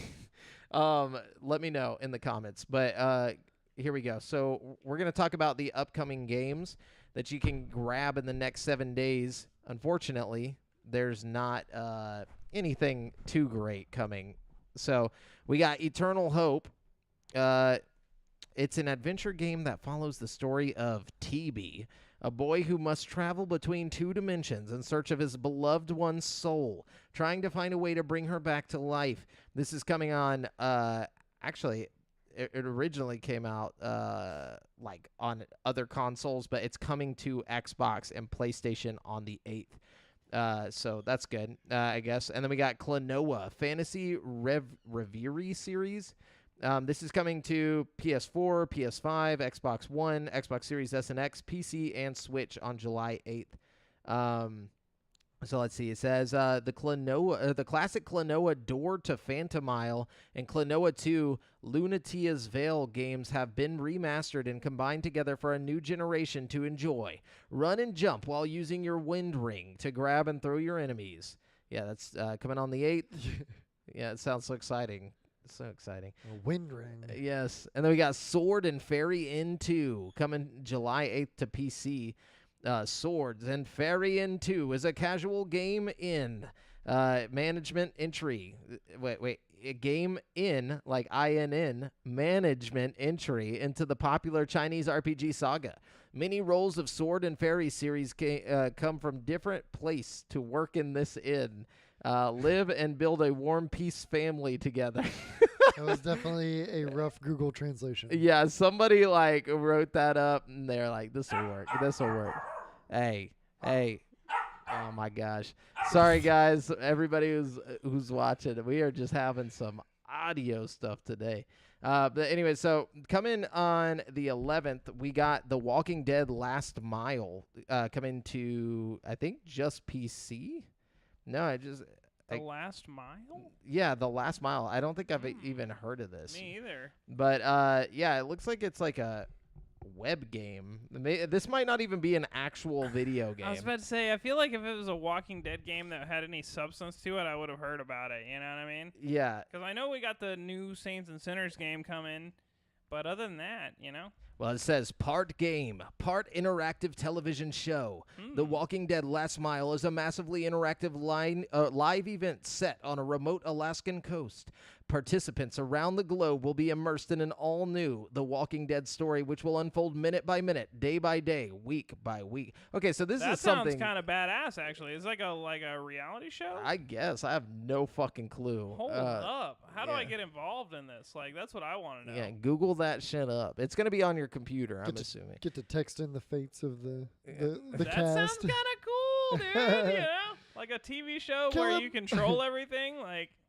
We got Fist, Forged in Shadow Torch, coming to Switch on July 12th. So it says Fist is an action-adventure platformer game from TIG Games that puts players in the role of a vigilante rabbit who can manipulate a gigantic mech arm weapon on its back.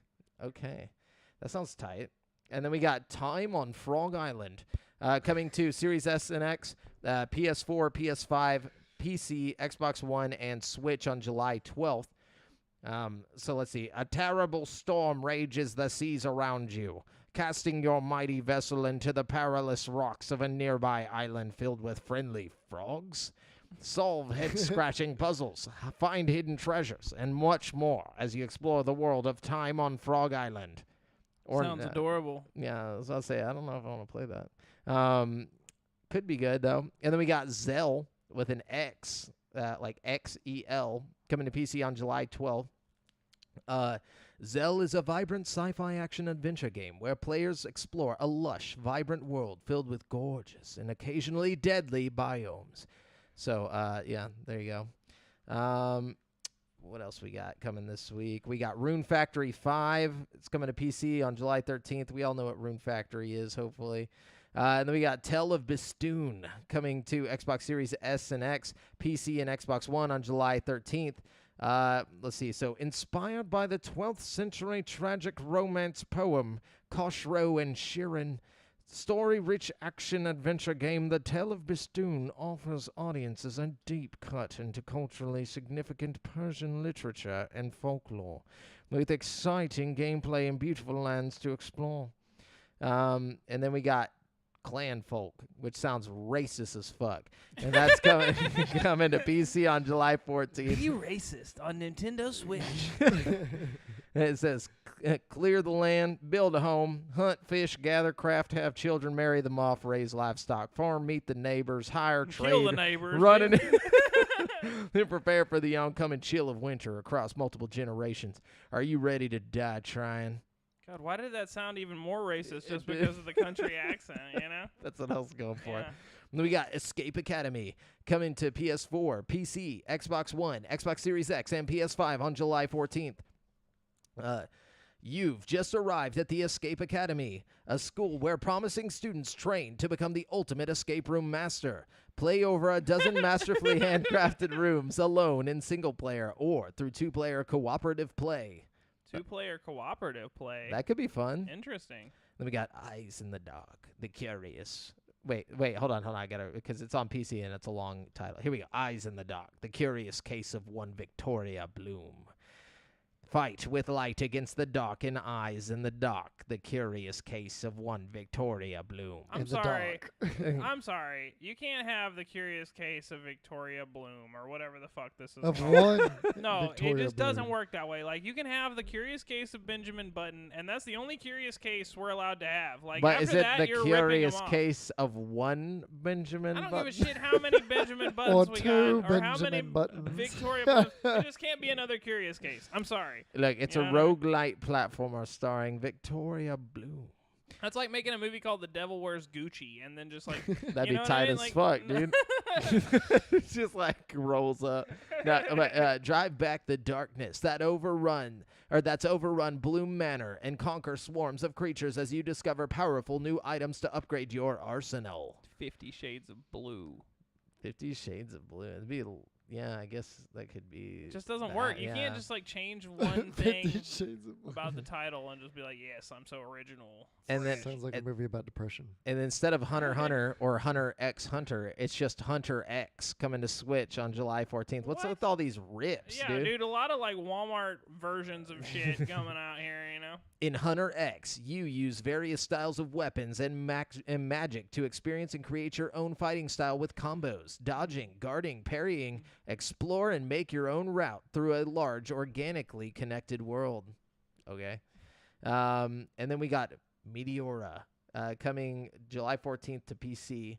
That just makes me think of Linkin Park. Say, Meteora is a 3D action game that lets you control a meteor as you chase down and destroy other rocks in space. Oh, that God. actually sounds kind of dope. I don't know why. I'm with that. I don't know. And then we got Power Wash Simulator coming to Xbox Series S. It's got to be and better X. than Power Wash. No, you were fucking crazy. And to Bro. Xbox One. Dude, can you imagine how great Power Wash Simulator is going to be? Like, Just get a power washer and go fucking Do you know how something much productive. real power washing sucks? Why the fuck Yeah. would anybody want to play a video game? You want a with it? simulator because it's fucking like have you ever just watched something get power washed? Like I have something power dirty? washed a bunch of shit I like in my power day. washing stuff. I think it's a lot of fun, but I don't want to play a video game about it. Like, I don't You think know? it's fun. It's satisfying. I don't think it's y'all- about satisfaction. I don't think y'all have I- power washed enough in your life. I've if you power think. washed plenty. I have not, but I have watched stuff. Like, I'll literally YouTube people power washing shit just because it's satisfying to watch. So if you give me a game where I'm in the AC and I get to just power wash dirty shit and like watch it get clean, you know? This honestly sounds like that house flipping Nice. simulator game, but without all the house flipping and fun parts. You know, just the power wash, just strip down Just to the the power power wash. washing element of the game. You know, Like, they even talk about it like the release the pressure with Power Wash Simulator. Fire up your Oh my power God. washer and blast away every speck of dirt and grime you can find, all with the simple satisfaction of power washing to a sparkling finish. I see, I gotta- better get to like, okay, if it's a video game about power washing, I need to be able to power wash like my fantasies. You know, like I need to power wash like a spaceship that just got back from orbit or something. You know, I what was mean? thinking something different, but all right, I get what you mean. All right. You don't want to power wash somebody, you know what I mean? Let's just not go there, you know? We could cause some serious injuries, you know? But we need to talk about your fantasies first of all, and why Look, power washing is If- included. I'm just saying, if I'm going to power wash something in a video game, I want to be power washing the moon or something, you know what I mean? All right, check this out, boys. Now we got the Twilight Zone VR coming July 14th, and it looks like it's coming to PSVR. Okay. It says, based on the award-winning television anthology of the same name, the Twilight Zone VR features unique stories which span multiple genres ranging from technological horror to apocalyptic science fiction. I'm actually with that. Yeah, I'm definitely with that. Then we got Worth Life coming to Switch on July 14th. So it says, as strange incidents have been occurring across the land ever since the crystals in Reach region lost their light. Summoned by the king, it is You sound like that kid who got called to read in school and, like, doesn't want to read, you know? it is your duty to find a solution to find His reading level isn't quite up to par. to the kingdom's That's light. great. I used to love getting called out to read because I was like, dude, I'm a fucking just drop the greatest read you've ever heard. Yeah, I would read. I would definitely get into that shit. Oh yeah, I'd be reading, bro. I'd do voices for You the guys can characters read? and shit. No, but when you're in school, that's like the only flex you got. It's How You got good all you can these like read. dumb people who can't. Did they? They're like, Did they "Damn, ever he can have y'all read do good." like what your like reading level was back in like fourth? Oh, or fifth grade? AR? Like, yeah, dude. I was all about that accelerated reading yeah, we program, did dude. AR hardcore. I had an 8th grade reading level in like the 3rd grade. I was, was Yeah, like everyone had killing a it, dude. everyone had a really high reading level. Not in, like, true. Not Not in Huntsville. everybody had fucking- No, Yeah. there were people like literally in like 7th grade that like the teacher would be like, "All right, Jimmy, you're gonna read," and he'd be like, "I went out." Like we're just like, dude, what the fuck? Like we're about to be in high school right now, bro. Jeez. Yeah, man. It's Huntsville, dude. We That's grew up in sad. the Ville, so it was a little different over there. I mean, I went to high school in Madisonville. So, I mean, That's true. And everybody was just reading good everybody as fuck could read over pretty there. well. like, Yeah. Well, I never took the reading test in Madisonville. Then maybe they didn't do them there. I don't. Anyways, but yeah, so that's it for this week's releases. As you can see, there's nothing. So let's move on to currently playing. okay. Yeah, so Okay. I play a little bit of stuff this week, which I don't normally do as a gamer. I typically It's not like you're on a gaming podcast. yeah, I typically stay in my echo chamber of Warzone, and I did play some Warzone, don't get me wrong, but I also dropped about like 12 hours into the Outer Worlds. Oh, cool. Yeah, I went back because I never finished it, and so like I was like, it's time, it's time to go back because I wanted something. I love Pavardi, bro. That's my. I mean, Pavardi's gone. She's with her lady, like I thought you meant you killed her. I was like, no. You bastard. Let's shed a single tear. Nah, I always play the hero. I don't know why. Like I can't hurt people that don't exist in a video game for some reason. So like I always try to find the like heroic way to do everything. Who are you rolling with then? I got it was Pavardi until I finished up like her thing and Vicar, and then I finished his thing. So now I'm about to be rolling with what's his face The robot? The one guy? No, the robot and the dude, the guy who's like that you first pick up at Groundbreaker. Yeah. Yeah, like so he's just been chilling on my ship for like 5 hours. So like but yeah, so like I just finished like a bunch of it. Like I've been doing like every side quest I run into before I move on to like, the actual story stuff. So I've been to almost every planet. I think there's only one I haven't been on yet. So I think I'm pretty close to the end of the game, like story wise, but There's a lot of fun to be had there. there's a lot of fun. It's very basic. It's like the Yeah. most basic RPG possible. I'm really hoping the sequel takes it to the next level because it's got a lot of potential. I And like now the it has world a they lot of built. backing too. Yeah. Yeah.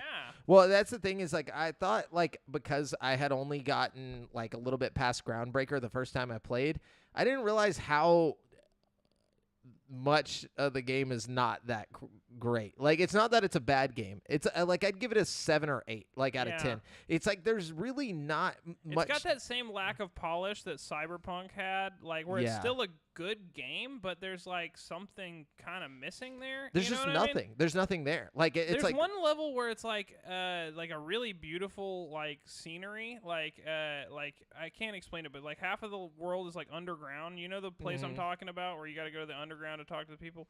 But it's like I feel like the audio in that area is fucked up or something. Like there's not enough sounds going on or something for like the amount of shit going on around you. Like I don't know, it's weird. Like just little things like that, like that, and like it's funny because the game's mechanics are better than the actual game itself. Yeah. Like I like the idea of like you getting addicted to like you can trade things for perks. So like if you use too many of the Drinos or whatever to like bring your health back up, it'll like be like you've become addicted to a Drino. You can stay addicted to a Drino and you get like 25% less health boost when you use them, but you get to add a perk or whatever, and you can choose to do that or not. Like I like things like that, or like you get attacked by a bunch of robots, like you get attacked by a robot so many times that they're like, you've become, you've gotten robophobia. So like, now when you fight robots, you have like a 30% chance of missing your shots or whatever. Like they throw things like that in there that you don't have to accept, but you can if you want, if you're a fucking betting man. Take on the burden. Yeah, while you getting a perk. Yeah, by getting a perk. I like that shit. That's awesome. And then like having your party like stuff and like, you know, filling out all of their stories and whatnot. That's fun. I really like it. But the world just feels so empty. Like it feels like there's only like 3 or 4 NPCs that matter in each planet. You know, like, and then there's just like a bunch of NPCs that all say the same thing. There's like literally a circle of NPCs that were standing around this campfire, and I went to each one, and they all said the exact same thing. Like, and like I'm talking like 10 people in a circle, and they're like, "Hey, not much of a talker right now. Hey, not much of a talker right now. Hey, not much of," and like, but they'd say it in like a different like volume or like it's just like okay. I think a big problem with it is like how much it feels like Fallout or something, but then you like try to walk in one direction like you do in Fallout or something, and then you immediately hit it. You come to the end of the map, and it's just like, oh, okay. Well, that sucks. Yeah, like yeah, you know. That's what I think Starfield is gonna like expand on. It's like you're gonna have. It's like if New Vegas got shrunk down to like 10 different little maps, is what it feels like. Yeah. But anyways, I've been playing that. And then I dropped the $50 for the expansion pack on the Switch, so I could play Majora's Mask. And oh yeah, I got that too. Did you have you been playing that? Not Majora's Mask, but I've been playing around on the expansion pack a little bit. Oh, okay. Been playing Pokemon Snap. No, just kidding. It just gets dick. No, like I'm at the Woodfall, like the swamp. Temple or whatever. So like, this is like the first time since I played it back on the 3DS where like I started on the 3DS and like I've still yet to beat this game. Like ever. Really? Yeah, I've never beat this game. I've seen the end because whenever I had it on the N64, somebody had already beat it and there was like a save. So like I went in and just saw the ending when I was a kid. But like I've never played through the whole thing. It was just too difficult for me when I was a kid. But now I'm like kind of just playing through it and I'm enjoying it. It's a fun game. Yeah, it's interesting to see all the different things that are going on and like, but it really pissed me off whenever I realized that I had to redo like everything to get like a fucking beanstalk. Like it just pissed me off. Like after like I restarted, the world or whatever. The only thing you keep is the songs and the masks. So I was like, fuck, I gotta redo all of this shit. And like, so I put it down for like 5 minutes, or like it was more like 5 hours. And then I came back and I got back to where I needed, and now I'm in the temple. So that's good. I won't make that mistake again. Man, I love that game. I like getting the swords and stuff. I really like how they have I just like that game a lot, man. I like the time system and everything. It's a cool concept. It really is. It's something that like it's kind of crazy to me that it doesn't get used more often. Like, yeah, the only games that really do stuff like that are like Hitman and shit, Yeah, and that most recent game that came out from Deathloop. Yeah. But yeah, I'd be interested to try Deathloop now just because I want to see how they improved upon it or like any callbacks. You'd really like Deathloop, I think. It's a lot of fun. Oh, so what you got? Okay, well, my main thing that I've been playing this past like few weeks is I replayed The Last of Us 2 all the way through again. And it's so good, man. It's just so fucking good. First of all, like the improvements. I played it originally on like a base PS4, so going from the baseline PS4 all the way to the PS5 with the 60 frames per second and like the updated graphics. I gotta say, it's like one of the best looking games I've ever played in my life. Like just all around gorgeous. Like the textures are amazing. The fucking like everything about it just visually is really good. But I also like the story a lot. Like I don't care what anybody says. I feel like it's one of maybe the best linear story ever told in a video game. Like fucking It's a bold statement. I know.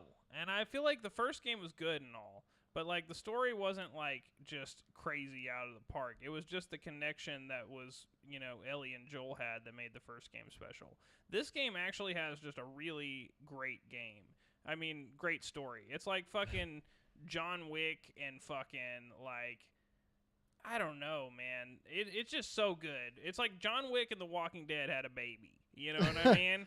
And like, except there's 2 John Wicks and they're fighting each other. It's like Face Off. You know what I mean? I don't know. And fucking, Who will win? I don't know, man. I like you bounce between Abby and Ellie. I like both of their perspectives. I love the way they tie the first story into this game. I love like the fact that Ellie's being a lesbian isn't like her main like character trait. I feel like a lot of times in a game they'll try to like shove in like a gay character for the inclusion factor, and then it ends up almost feeling disingenuous to me because it's like the only thing that character has going for them is that they're gay. You know what I mean?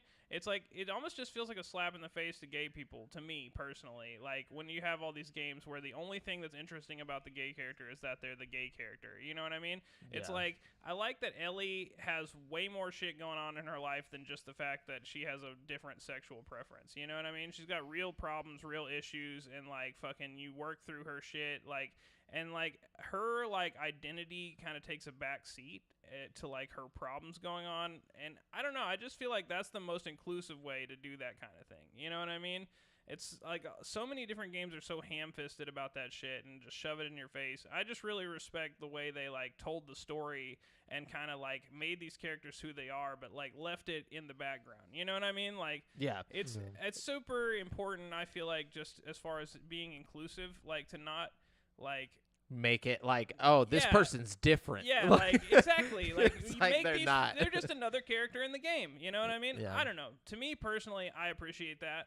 It would see, and I get what you're saying. Like, it's almost like if they were to make like a like the first game, and then it was just like, and Joel is straight as fuck. Like they just constantly talk about how straight he is. Like, you know what I'm saying? It's not as important as what's going on in the game. You know what I mean? Like, I don't know, man. And I think that's what made it kind of like interesting was the dynamic between like Ellie.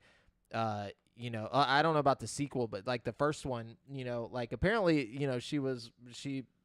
You know, obviously in that one they had stuff that they had mentioned where it's like, okay, yeah, she's definitely, you know. Yeah, well, they have that expansion in the first one where it like talks about her like basically falling in love with the girl for the first time. You know what I mean? And that was a big deal.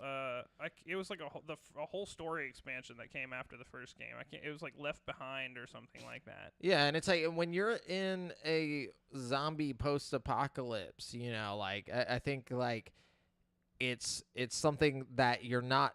It like nobody's judging you, you know, for that. Like everybody's kind of focused on survival, you know. So it's cool that they were able to find like a way to bring it in and make it still like. Well, you're at a point in this world where like the world has kind of reestablished itself, where there's like societies and shit. Like it's not necessarily like like in the sequel, Walking Dead fucking type world at this point in Last of Us 2. Like, you're almost like 2 or 3 generations into the zombie apocalypse at this point. You know what I mean? Like, people have had children, and those children have had children, and like those people are walking around the zombie world now. You know what I mean?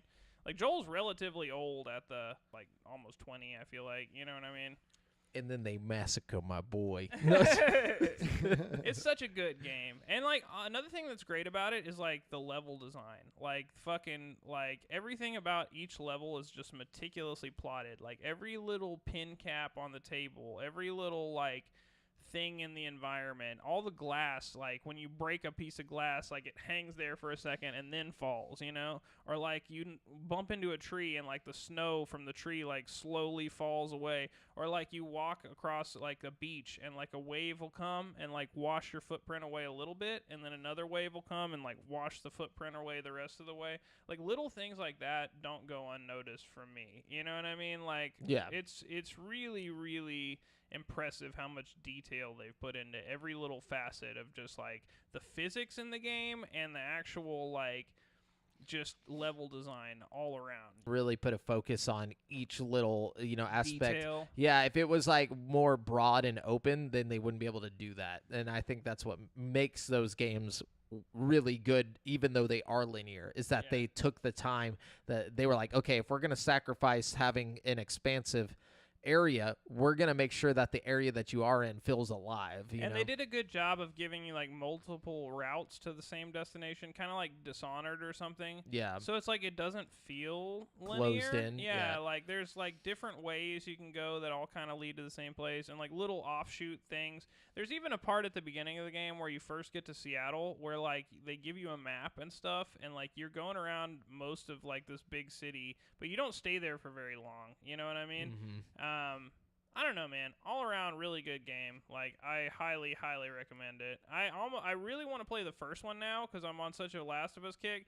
But it's like I can't justify playing the first one over again when I know that the remake of the first one is coming out at the beginning of September, which is like right down the fucking road. You know what I mean?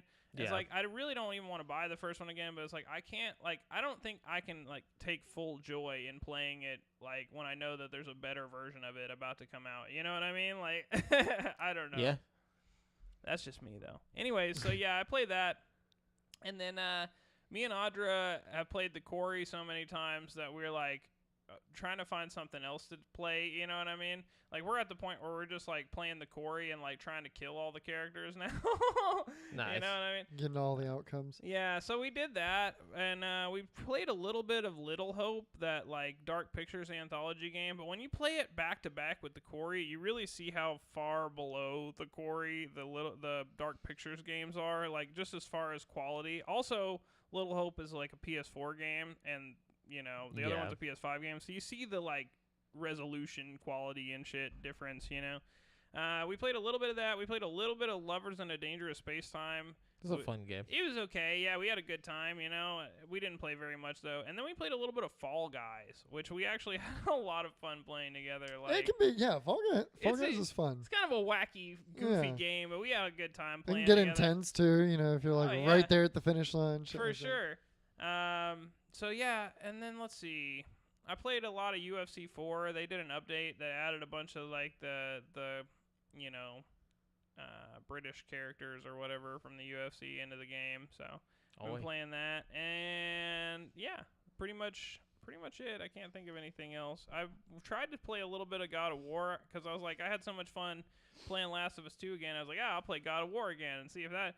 And I just immediately lost interest. Like, I don't know. Like, I really like God of War, but it just didn't grab me the same way that Last of Us 2 just pulled me back in. You know what I mean? So. Last of Us 2 is also a lot newer than the original God of War. Yeah. Also, the gunplay in Last of Us 2 is just really satisfying. Like, something about, like, laying down in some grass and waiting for somebody to, like, get right up on you and then just, like, taking your shot. You know, it's exciting and stuff, you know?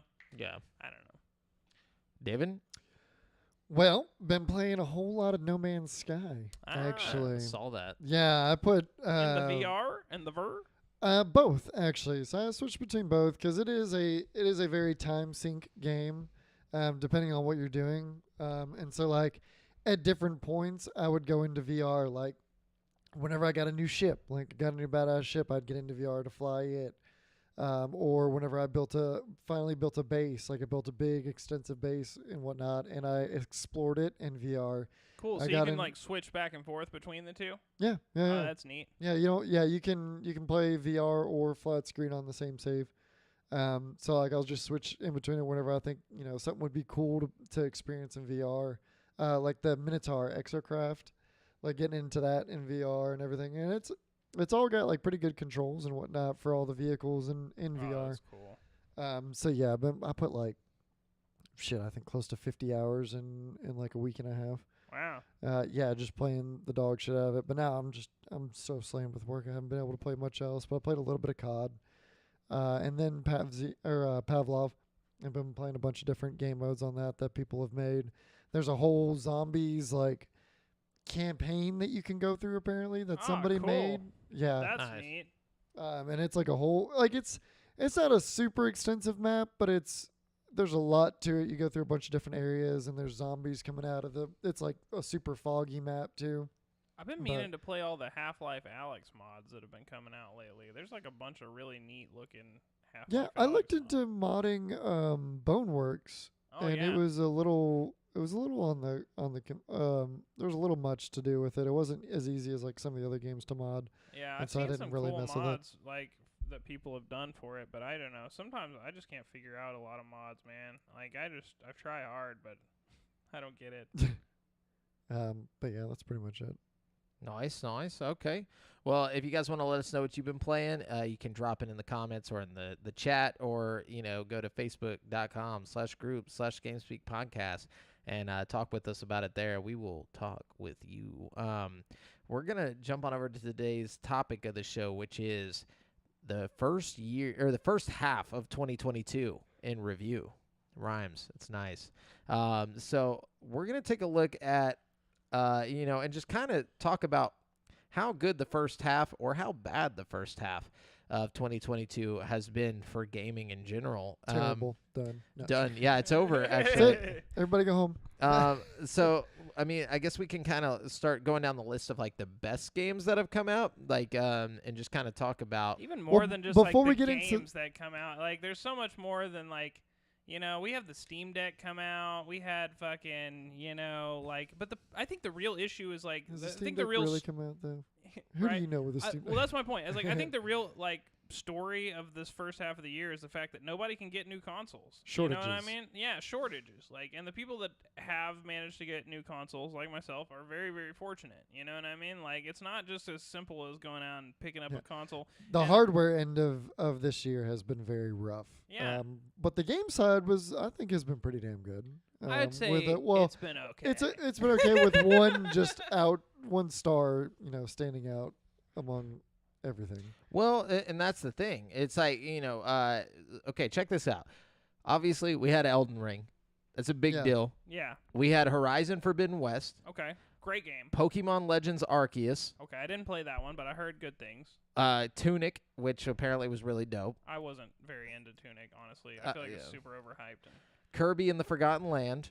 That's another one for Switch people. Good. For Switch people. Yeah, great for Switch, yeah. Lego Star Wars, The Skywalker Saga. That was a big deal. It was okay. Yeah. Ollie World. Tiny Tina's Wonderlands. Okay, Ollie World is just like a fucking glorified phone game. Tiny Tina's Wonderland is probably the worst Borderlands spinoff that's ever come out. Done. And then we got Gran Turismo 7, the worst Gran Turismo to ever come out, apparently, according to people. We had Sifu. Oh, I love Sifu. Yeah. Sifu was really good. We got Ghostwire Tokyo came out, God damn, I didn't play it. which did not do well at all this year. I didn't play that, but that's on sale already. That's one of those that's like everybody's hating on, but I still want to play it for some reason. It's on Steam for really cheap. Like, you can buy it on Steam. It just looks appealing to me, and I don't know why. I don't know. It looks really boring to me, even from the first time I saw it. Well, everybody is not liking it. Like, it's kind of generally like not getting that good of reviews, like 7s and stuff. But I still want to try it. I don't know. Hey, do it. You do you, Brent Bass. You know what I'm saying? And we got Dying Light 2 Stay Human, which I played that. I enjoyed it. I honestly thought it was great. I was a little disappointed in just the actual presentation on the new consoles. I feel like it didn't perform as well as I wanted it to on the modern I played on hardware. PC though, so that's why I don't know. I think that's kind of my issue, was just how bad it looked on PS5. You know what I mean? Yeah. Then we also had the Stanley Parable Ultra Deluxe, which obviously it's a re-release, but it's got more to it. It's fantastic. Honestly, it's fucking one of my favorite games of all time. But at the same time, it is just a glorified re-release of the original game. And then we got Teenage Mutant Ninja Turtles Shredder's Revenge, which another game that's great and all, but it's a glorified mobile game. Yeah. A terrible Tom Clancy's Rainbow Six Extraction. That was. Oh God! Don't even get me started on that bullshit. Nintendo Switch Sports, which none of us played. I heard good things. I've heard mediocre things about it. I mean, I've heard nothing. I'm sure I would have fun if we had it. I'll tell you that right now. If we just had that tennis shit right here, right now. Yeah, we could make some fun of it for sure. Could literally make any game fun. That's because we're friends. And that's what friends do. If we were all just hanging out, and we were just playing dumbass games, that's not much to say. I can guarantee you, there's at least one game that no matter how hard we tried, we could not make it fun. Oh, there's ways. Oh, you get ready, bro. There's ways. No, I'm gonna find one, and we need to go on the quest to find the unfun game. Destiny 2 dropped the Witch Queen or whatever, Okay. which I know was a big people who deal. like Destiny were into that. So Yeah, big deal apparently. But obviously the standouts are gonna be your Horizon Forbidden West and Elden Ring. yeah, You know, and really, it's not enough. You know what I'm saying? I don't think it's enough so far. I think I'm with you on that. And okay, yeah, I think this is the last time we can blame COVID for anything. You know, like next year we got no excuses. You can't just be like, oh, COVID's put production behind. Like, no, dude, no. It's been long It's been enough. long enough. We don't have any more excuses. You can't. Folks is vaccinated. Yeah, like Yeah, but you know, like COVID. It's like okay, but like no, I think even at this point it's too much. Like there's no excuse at this point. Like yeah, there's not enough consoles out there, but there's enough people with PCs. There's enough people with you guys are still making games for the previous consoles. So why are you just make the games? If you're gonna make them for both anyways, just fucking do it. You know, like I get you guys want money and whatnot, but at this point, you're just wasting time. Yeah, this console generation. So like, I feel like Series X and PlayStation 5, if they don't hurry the fucking ball, or hurry the fuck up, they're gonna drop the ball. Like this generation is gonna be remembered as like the generation where it was kind of happen. Yeah, it didn't really happen. Literally nothing. Yeah, because it's still called next gen. Yeah. Like that. The hype generation. That's what the fuck this is. Like it's all hype and no substance. No you know substance. what I mean? Yeah. Yeah. I mean, and yeah, the whole reason people are still calling it next gen is because nobody's got the fucking consoles. No. Like, And I mean, like I said, Elden Ring held me over for like a month. So like I played great. Elden Ring for a long time. Yeah, it was a good game and it was fun, but like now there's nothing. Like literally nothing. I'm playing Majora's Mask. Yeah, that's bro. why I'm going back. I played Last of Us 2, dude. Like fucking, I feel you. Like I have a playing No 2080 Ti, or whatever, and a fucking Series X, and I'm playing Majora's Mask on my God, Switch. that's depressing, bro. It's like what? You have the hardware to play whatever they would drop if they would just Drop it. You know? Like by the time they drop shit, I'm gonna have to upgrade. That's like, what hurts about the Xbox thing is like they drop the roadmap or whatever for the games, their big releases or something. It's like I don't see shit I'm excited about until 2023. Until Starfield drops, there's nothing that I'm like hyped about. I'm even considering canceling my Game Pass subscription just because it's like I don't know what I really want to play. I can't just keep playing Hades and justify paying $10 a month. You know what I'm saying? Like, yeah, unless they drop some major third-party stuff that we just haven't seen yet, like which they tend to do. Yeah, and like, that's why I keep subscribed because like every now and then they surprise me with something fun. There'll be some you know random what I mean? shit, Yeah. Yeah, like how they added Assassin's Creed Origins on there like a couple weeks ago. Which would be great if I hadn't already just like played Played the it. shit out of You it. know what I mean? Like, yeah, which I've never played it, so I thought I It's a was like, I might fantastic game. download it. I still find myself returning to Forza, pretty frequently. Yeah, so I do play that. that's every one of the now and main then. reasons I keep Game Pass. I gotta say, I think Assassin's Creed Origins, and this is just my opinion personally, but I think of all the modern Assassin's Creed games, like the most recent 3 that came out, I think Origins is like the perfect balance of like map size and like quests and like graphics and like story. It's just It's super big. It's good, dude. It's not as big as Odyssey or Valhalla. Honestly, it which can be overwhelming. Odyssey is overwhelmingly big. Like There's so many different places to go. Yeah, Origins is big, but not in like a fucking oh my god, I don't even want to fucking do this kind of way. Don't even want to try. It's like a big in a like oh yeah, this is fun kind of way. Like oh, there's a pyramid that's like a little speck in the distance. I'm gonna walk all the way to the Great Pyramid and then climb it. That kind of fucking big. It's a lot of fun. Yeah, but I give it so far like honestly this year, I don't even know like Elden Ring alone I give like a 12 out of fucking 10. Mm-hmm. But it can't hold the year on its own. Like I'm gonna have to give this year like a 7. Like it's pretty mediocre to be honest. Like outside of Elden Ring, and that 7 is strictly Elden Ring. Like for me, like. Yeah, as far as new shit that's come with it. Yeah. Well, I really enjoyed Horizon. I don't want to just completely overlook Horizon. I definitely think I didn't play it though. it definitely deserves some shine. It was a really good game, but I'm with you. Aside from Elden Ring and Horizon, I had a PS5, I definitely would have played Horizon. Yeah, and that's another issue. A lot of people just don't have access to a PS5. And it sucks because Horizon's a great fucking game, you know. Yeah, and I wouldn't, and I'm not gonna play Arceus. Especially the moment I saw Arceus, I was like, "That's a stepping stone. That's not the game I want. It's the game that it's the game right before the game I want." Yeah. So like, I was just like, "No, I'm not gonna fucking spend the $60." And guess what? Several weeks after the game dropped, they're like, guess what? The real one's coming at the end of the year. So I'm glad I waited. I wasn't that hyped about Arceus either, honestly. The new one does look more interesting to me, but I'm still honestly not that hyped about it either. I'm hyped about Scarlet just because of the fact it's co-op. Like, this is going to be the first one that's co-op and has, they claim it's completely open. Like, you'll be able to start at any gym you want. I'm skeptical. I'm skeptical as always I'm with curious Nintendo. to see how it plays out. Yeah. But, we do have that to look forward to. Speaking of looking forward to the future, Devin, what do you give the rating real quick before we move on? I mean, I would, as far as what's come out, like now that I'm actually thinking back on it, I mean, the only thing new that I really have played was Elden Ring. And I'm still not huge into the Soulsborne still. Like, Elden Ring was really fun. So I'd have to go even lower with like 6. Nice. I'm going to keep it at a 7, but again, it's and I also just didn't because play. I had. Yeah, you also had I didn't Sifu, play right? Yeah, Sifu was great. That's on PC though. I You really, can play that. I really need to try Sifu. Sifu is a lot of fun, but don't expect like Game of the Year quality. I mean, Well, no, but it's just like it's a lot of fun. I want to play for the mechanics. I want to see how. I want to feel the fighting. Yeah, if play you out like in that kung fu movies, it's really really tight. Like I want to get good. You got to with Sifu. There's no way to beat it if you don't get good. But if nothing else gets delayed, though, the rest of the year is looking pretty good. But that's what we're gonna look at. Is it though? Like, Bert's about to let's drop. talk about it.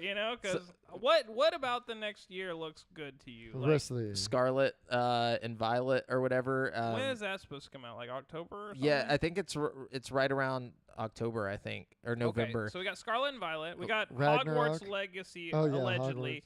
Ragnarok, which should be really good. Modern Warfare 2, with Warzone 2. Yeah. Uh-huh. So that right That's there, 4 Warzone right 2 there, alone is gonna like fucking take my next 2 years.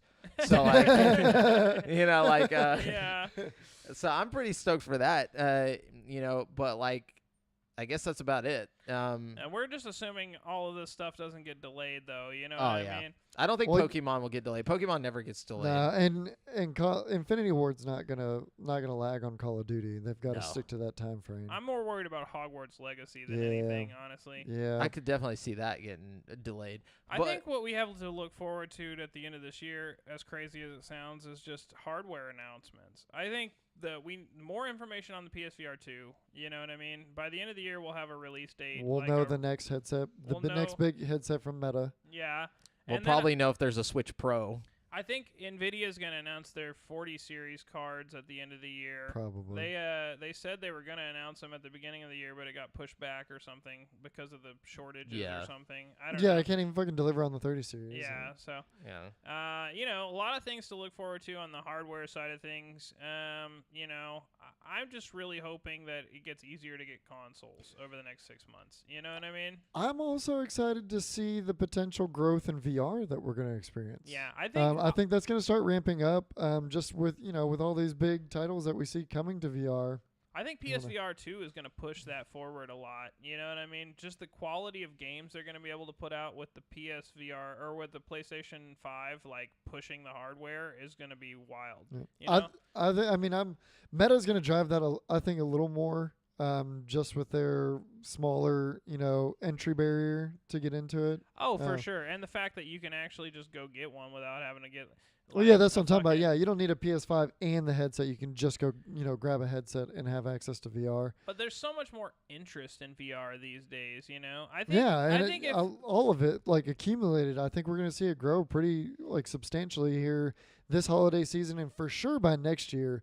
Next, 2023 holiday season, 2023, I think we're really going to start to see a big emergence of VR. Because by then we're going to have all this shit from Meta coming. And hopefully PS5s will be easier to get. Yeah, we'll have PSVR 2, which is going to be amazing.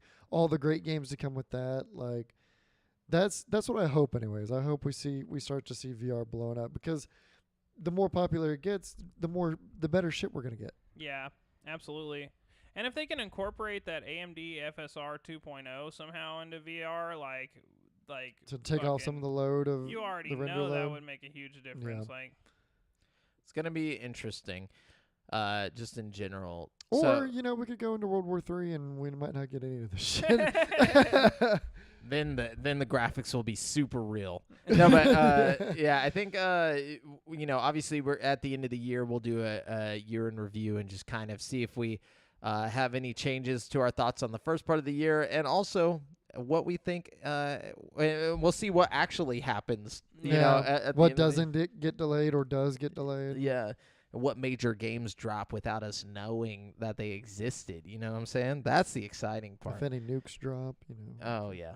But anyways, that's it for the topic of the show. We're going to jump on over to the People's Champ. Did we have a People's Champ this week, Brent? yeah, I believe it's Aaron Jones. Jonesy. You know how Jonesy keeps the questions flonesy? Flonesy, dude. I like that. Doesn't really work. Jonesy. We got Let Aaron it Jones slide. here. He says, let's see. Hang on. He left Got us several, yeah. He left us 3 So questions. he's also the listener. Let's just drop that. Yeah, these are just all great questions from Aaron Jones. Let's see. Okay. That should just be this segment.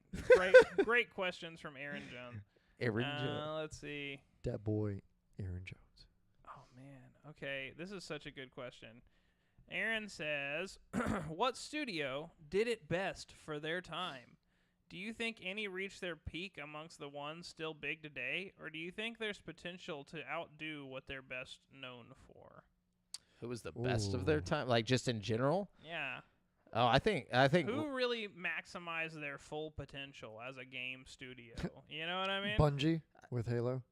Yeah, Bungie with Halo, Rare with their N64 era of games, they literally came up and just showed out, dude. They were just like, "Oh, we're gonna make Donkey Kong Country on the Super Nintendo, and fucking change the way that graphics look on the SNES." But then, oh yeah, fuck yeah, we're gonna jump on over the N64 and literally just dominate. Like, we're gonna put out GoldenEye, Perfect Dark, fucking Conker's Bad Fur Day, Donkey Kong for the N64, Diddy Kong Racing. They literally had an answer for everything. A bunch of classic titles. Oh my gosh, they fucking killed it, dude. And then they died. That was it. That Xbox bottom, and then they became Kinect developers. That's and so sad. it really is. So I think they hit their peak and then dipped. It was just over. After they fucking reigned supreme for a while. So that's my pick on that. I think I'm gonna have to go with Naughty Dog, dude. I feel like they found their niche and they just hit the Delivered to mark the every max. time. Yeah, they know what they're good at. They know what they're trying to do. Fucking cinematic, beautiful, linear, third-person shooters. Oh, yeah. That's their thing, and they fucking kill it every single time. And they make fucking hits. You know what I mean? People love that shit. I don't know. I love that shit. Yeah, You know? it's good. For sure. They have a very specific thing that they do, and I think that's what makes them so good. I feel like there's nothing wrong with knowing your lane and sticking to it. Yep. You know what I mean? No, yeah, I mean, keep to what you're good at. Yep. From Software, I think they're at their peak stride Right now. Like, It can absolute only peak. get worse from Yeah. here. That's the problem. It's like Rockstar when they dropped Red Dead Redemption 2. It's there's no going up from this. Yeah. The next thing you drop is definitely gonna be worse. Honestly, that's how I feel with Elden Ring. They should have held back a little bit. They should have played all their cards. Yeah. They dropped it too hard, dude. I feel like when they were all sitting in the room about to announce it or release it, they should have fuck, dude. If we put this No. out, there's no coming back. No, well, no, don't say that because we get a lot of that bullshit. We get a lot of games that are held back or chopped up into fucking DLC. We do. You shut your mouth, But Jamel. listen to me. Elden Ring we- is it. There's nothing else they can possibly do. Bro, there's definitely something they could do. Yeah. Take Elden Ring and make Sekiro 2 Elden Ring style. You know what I mean? Which they could do that, but do you think that that's going to be as Hell impactful. No. Impact. Yeah. Do you think it's It's not going to be gonna have the as same massively yeah. appealing? It might be appealing to you, But do you think more people would be interested in only having one weapon and having to, No, parry? definitely not. I really just mean the Japanese setting, like of. Oh, Sekiro. okay, like Ghost of and the Tsushima style. mythology Mhm. Yeah. involved. I could see that. That could be interesting. The thing is that they don't really even use the Japanese mythology, though. They just like had a samurai character, and then they just made all their weird From monsters. Software creatures. Yeah, but it did Yeah. have an Asian flair to everything. You know what I mean? Yeah, not so Like, much mythology, but like just the architecture. Yeah. influence. Okay, I'll take that. Yeah, that could be But- cool. Eh. But it's still Anyway. not going to be Elden Ring. Yeah.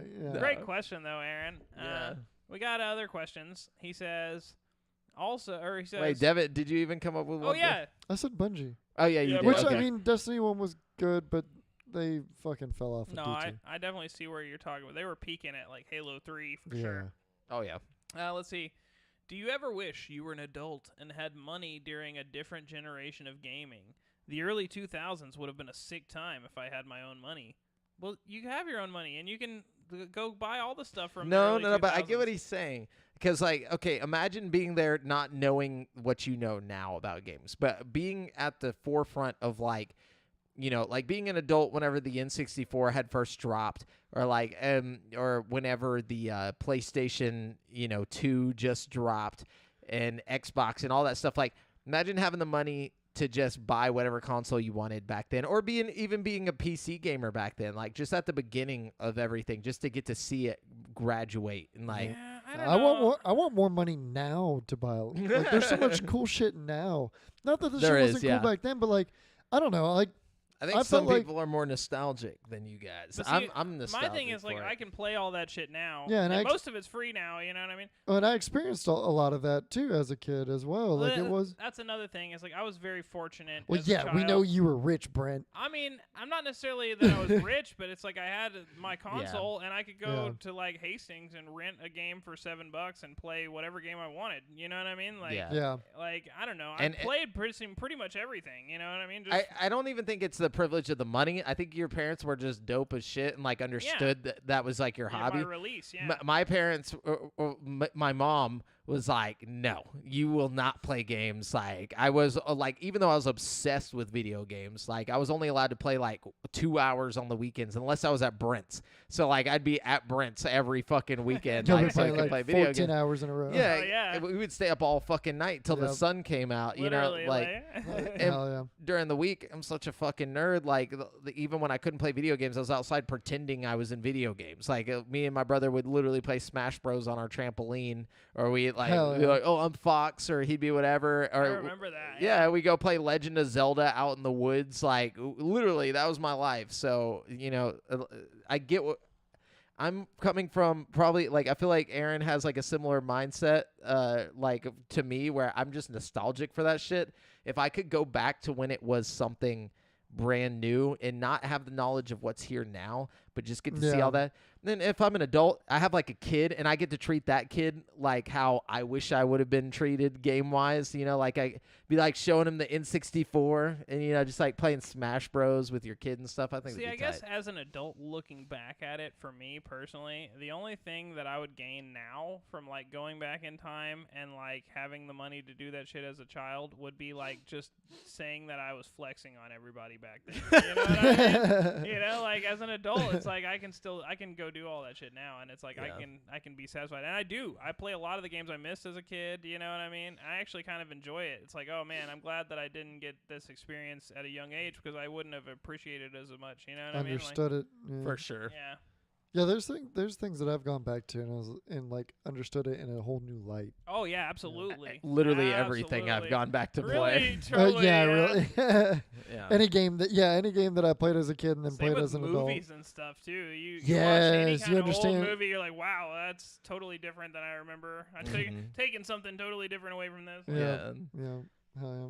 Good Okay. question. Then we got another one here. He says, do you guys ever get in a slump in gaming where no game is really scratching your itch of what you want to play? Yeah, I'm in all that. three of us were in it like at one point, maybe like close to a year ago or something. I feel like me, Jamel, and our group for sure was in that slump Yeah. a little while ago. That's actually stay what in I that really slump. like about these like Yeah, because game you're a hater, Jamel. subscription I only play services, you know?